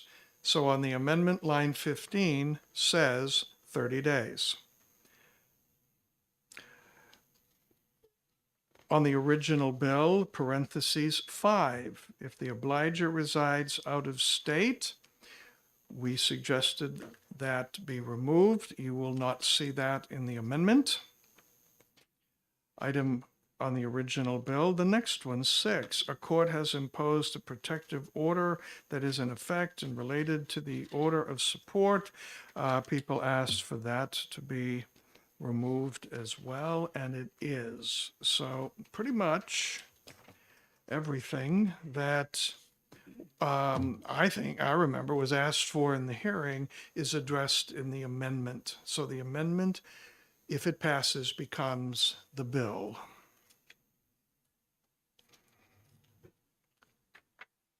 Representative Long. Thank you, Mr. Chairman. I know the other note I took was with respect to 21 on the original, where the court system, where the Division of Child Support Services shall make the standard form. And I believe the testimony was that historically it's the court system that makes their own forms. Okay, I don't recall that. I'm not saying you're wrong. I'm just saying I don't remember that. That well could be.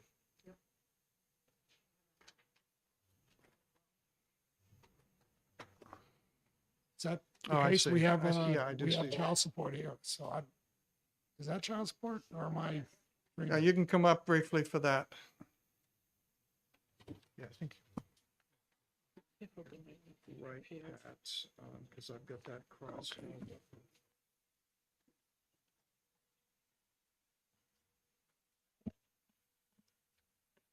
Good afternoon, Mr. Chairman. Yes. We did testify, the Bureau of Child Support. My name is Attorney Matthew Hayes. Myself and the Director of Child Support testified on this bill a few weeks ago. One of our concerns was this form that the Bureau is being asked to create. Generally, the Bureau would probably not create a form like this because every case is so different from one another. It's not something I think that we'd be able to create that would meet every contingency. To go to Representative Long's point, I think we said something along those lines. If I recall the bill, a few of the provisions that would be requested to be in that form are already in the Uniform Support Order in one form or another. And then some of the other provisions with respect to whom non-payment is reported. I think that was one of the issues. Something like that's not in the Uniform Support Order, standing orders. However, if we're not involved in the case, I don't think that we would be able to provide anybody with that type of information.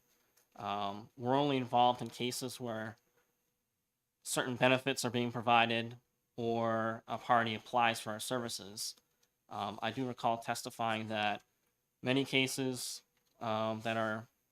many child support cases are. I'm going to even- interrupt you right Sure. now and because this is not in the amendment. That whole thing about DHHS child support shall establish a form is not in the amendment. Oh, well, I don't have that amendment in front of me. I don't see it. Do you?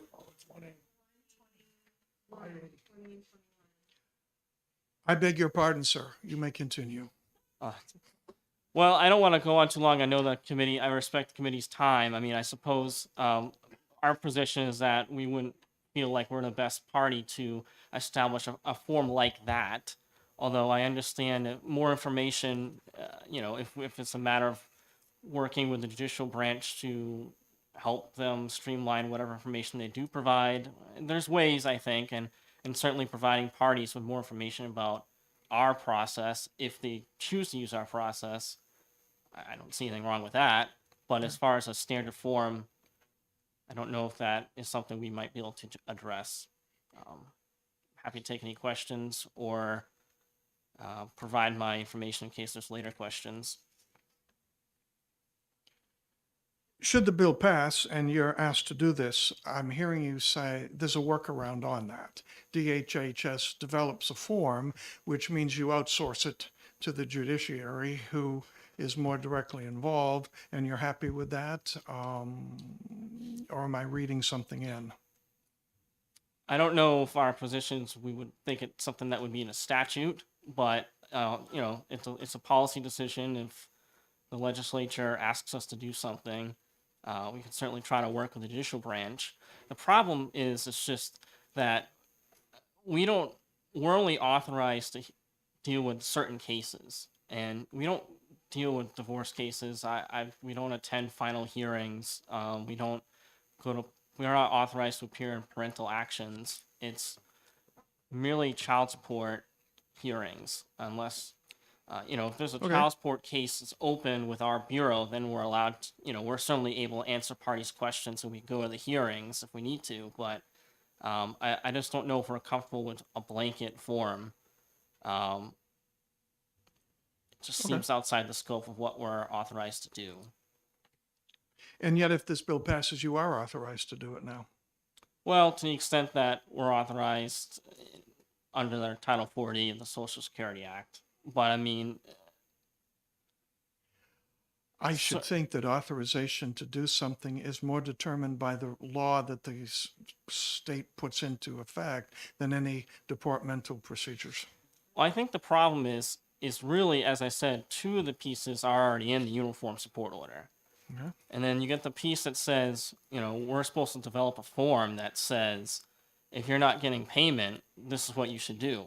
We wouldn't know in every case what that person should do. If they're not using our services, we don't know anything about their case. Okay. That should be something that should be left up to their attorney to help them with, or the court can say, when they're issuing the uniform support order, this is payable through direct payments to the parties, not the Bureau of Child Support. If this person doesn't pay you, file a motion of contempt or bring them back for a payment hearing. Thank you. That's sort of the issue. Thank you. Anyone else with a question? I have not moved this. I simply introduced it so we could look at it. Could I have a sense of the room about whether you like the amendment or not? How many of you like the amendment? How many of you don't like the amendment? Then I will not move the amendment. This puts us back to the original bill.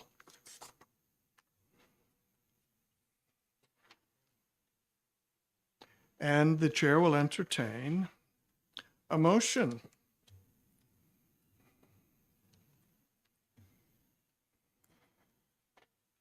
I'll make a motion to retain House Bill 618, please. Representative De Simone moves to retain, seconded by, and there's no blurb involved, no writing. I'll second that. Okay, Could I say this is the short and the long of it?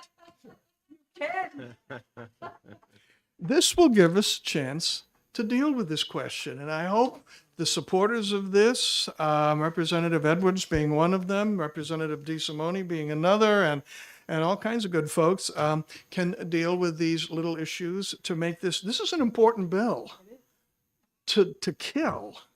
So retaining, I believe, is the right motion. Anybody wish to speak to the retaining motion? All right, then the I would motion- quickly just state that I second your statement that it's a very important bill. It needs to be worked on, and that's why I made the motion. You can start writing the what I did on my summer vacation script, though. The ever-growing stack. Yep. All righty. Now, hearing nothing else, the motion before us is to retain House Bill 618 FN, moved by Representative De Simone and seconded by Representative Long. Would the Assistant Clerk please call the roll? Chairman Pearson. Yes. Vice Chairman Long. Yes. Representative De Simone. Yes. Representative Gagnon. Gagné, yes. Gagnon, I'm sorry. Gagne. Representative Nelson. Yes. Representative McMahon. Yes. Representative Ball. Yes. Representative Panic. Yes. Representative Stephen Pearson. Yes. Representative Grossman. Yes. Representative Levesque. Yes. Representative Petrino. Yes. Representative Perez. No. Representative Gregg. Yes. Representative Moulton. Yes. Representative Raymond. Yes. That would be 15 yeas and 1 nay. Thank you. And this ends House Bill 618, executive session. Before we do the, can you say, last one before us, just a reminder to all Republicans here that we have a Zoom caucus at 6 p.m. tonight, please. Representative Long, anything for your caucus? Yeah, could you send that link over?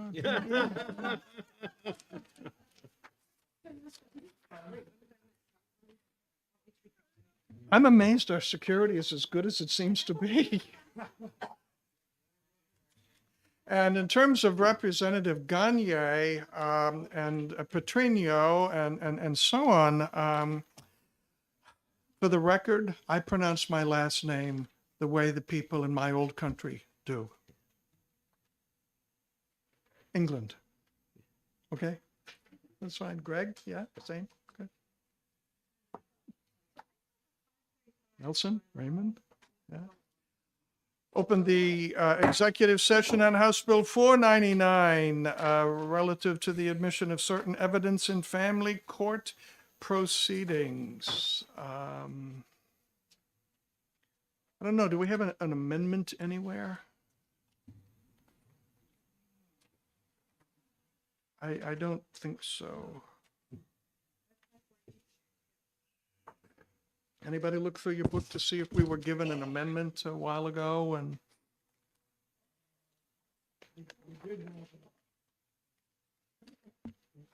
Mr. Chairman, if I may.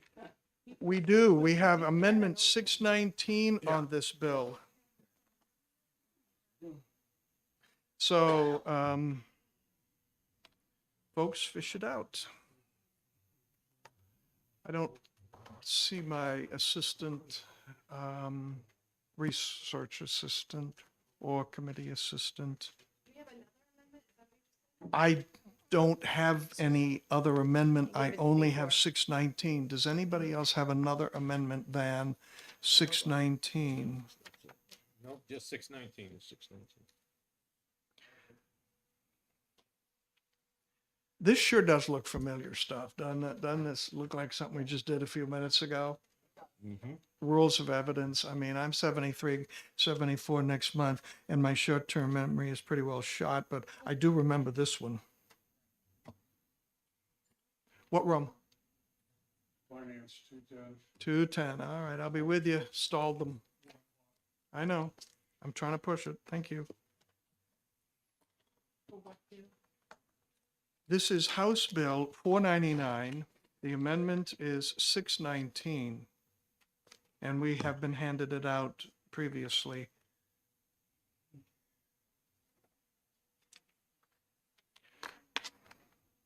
The operative part of the amendment is line 14 of it. If the judge has reason to believe that applying the rules of evidence shall adversely affect the case, the judge may waive the rules of evidence with the kind of statement above, otherwise you don't.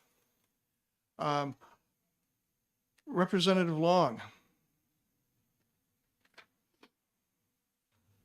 Were you just waving? You weren't even waving. You were just gesturing. You were talking. Hanging out with your peeps. Okay, got it. All right. My opinion is that this is so darn close to what we've just retained that we can retain this at the same time. What do you think? Yep. Agreed. Sound good?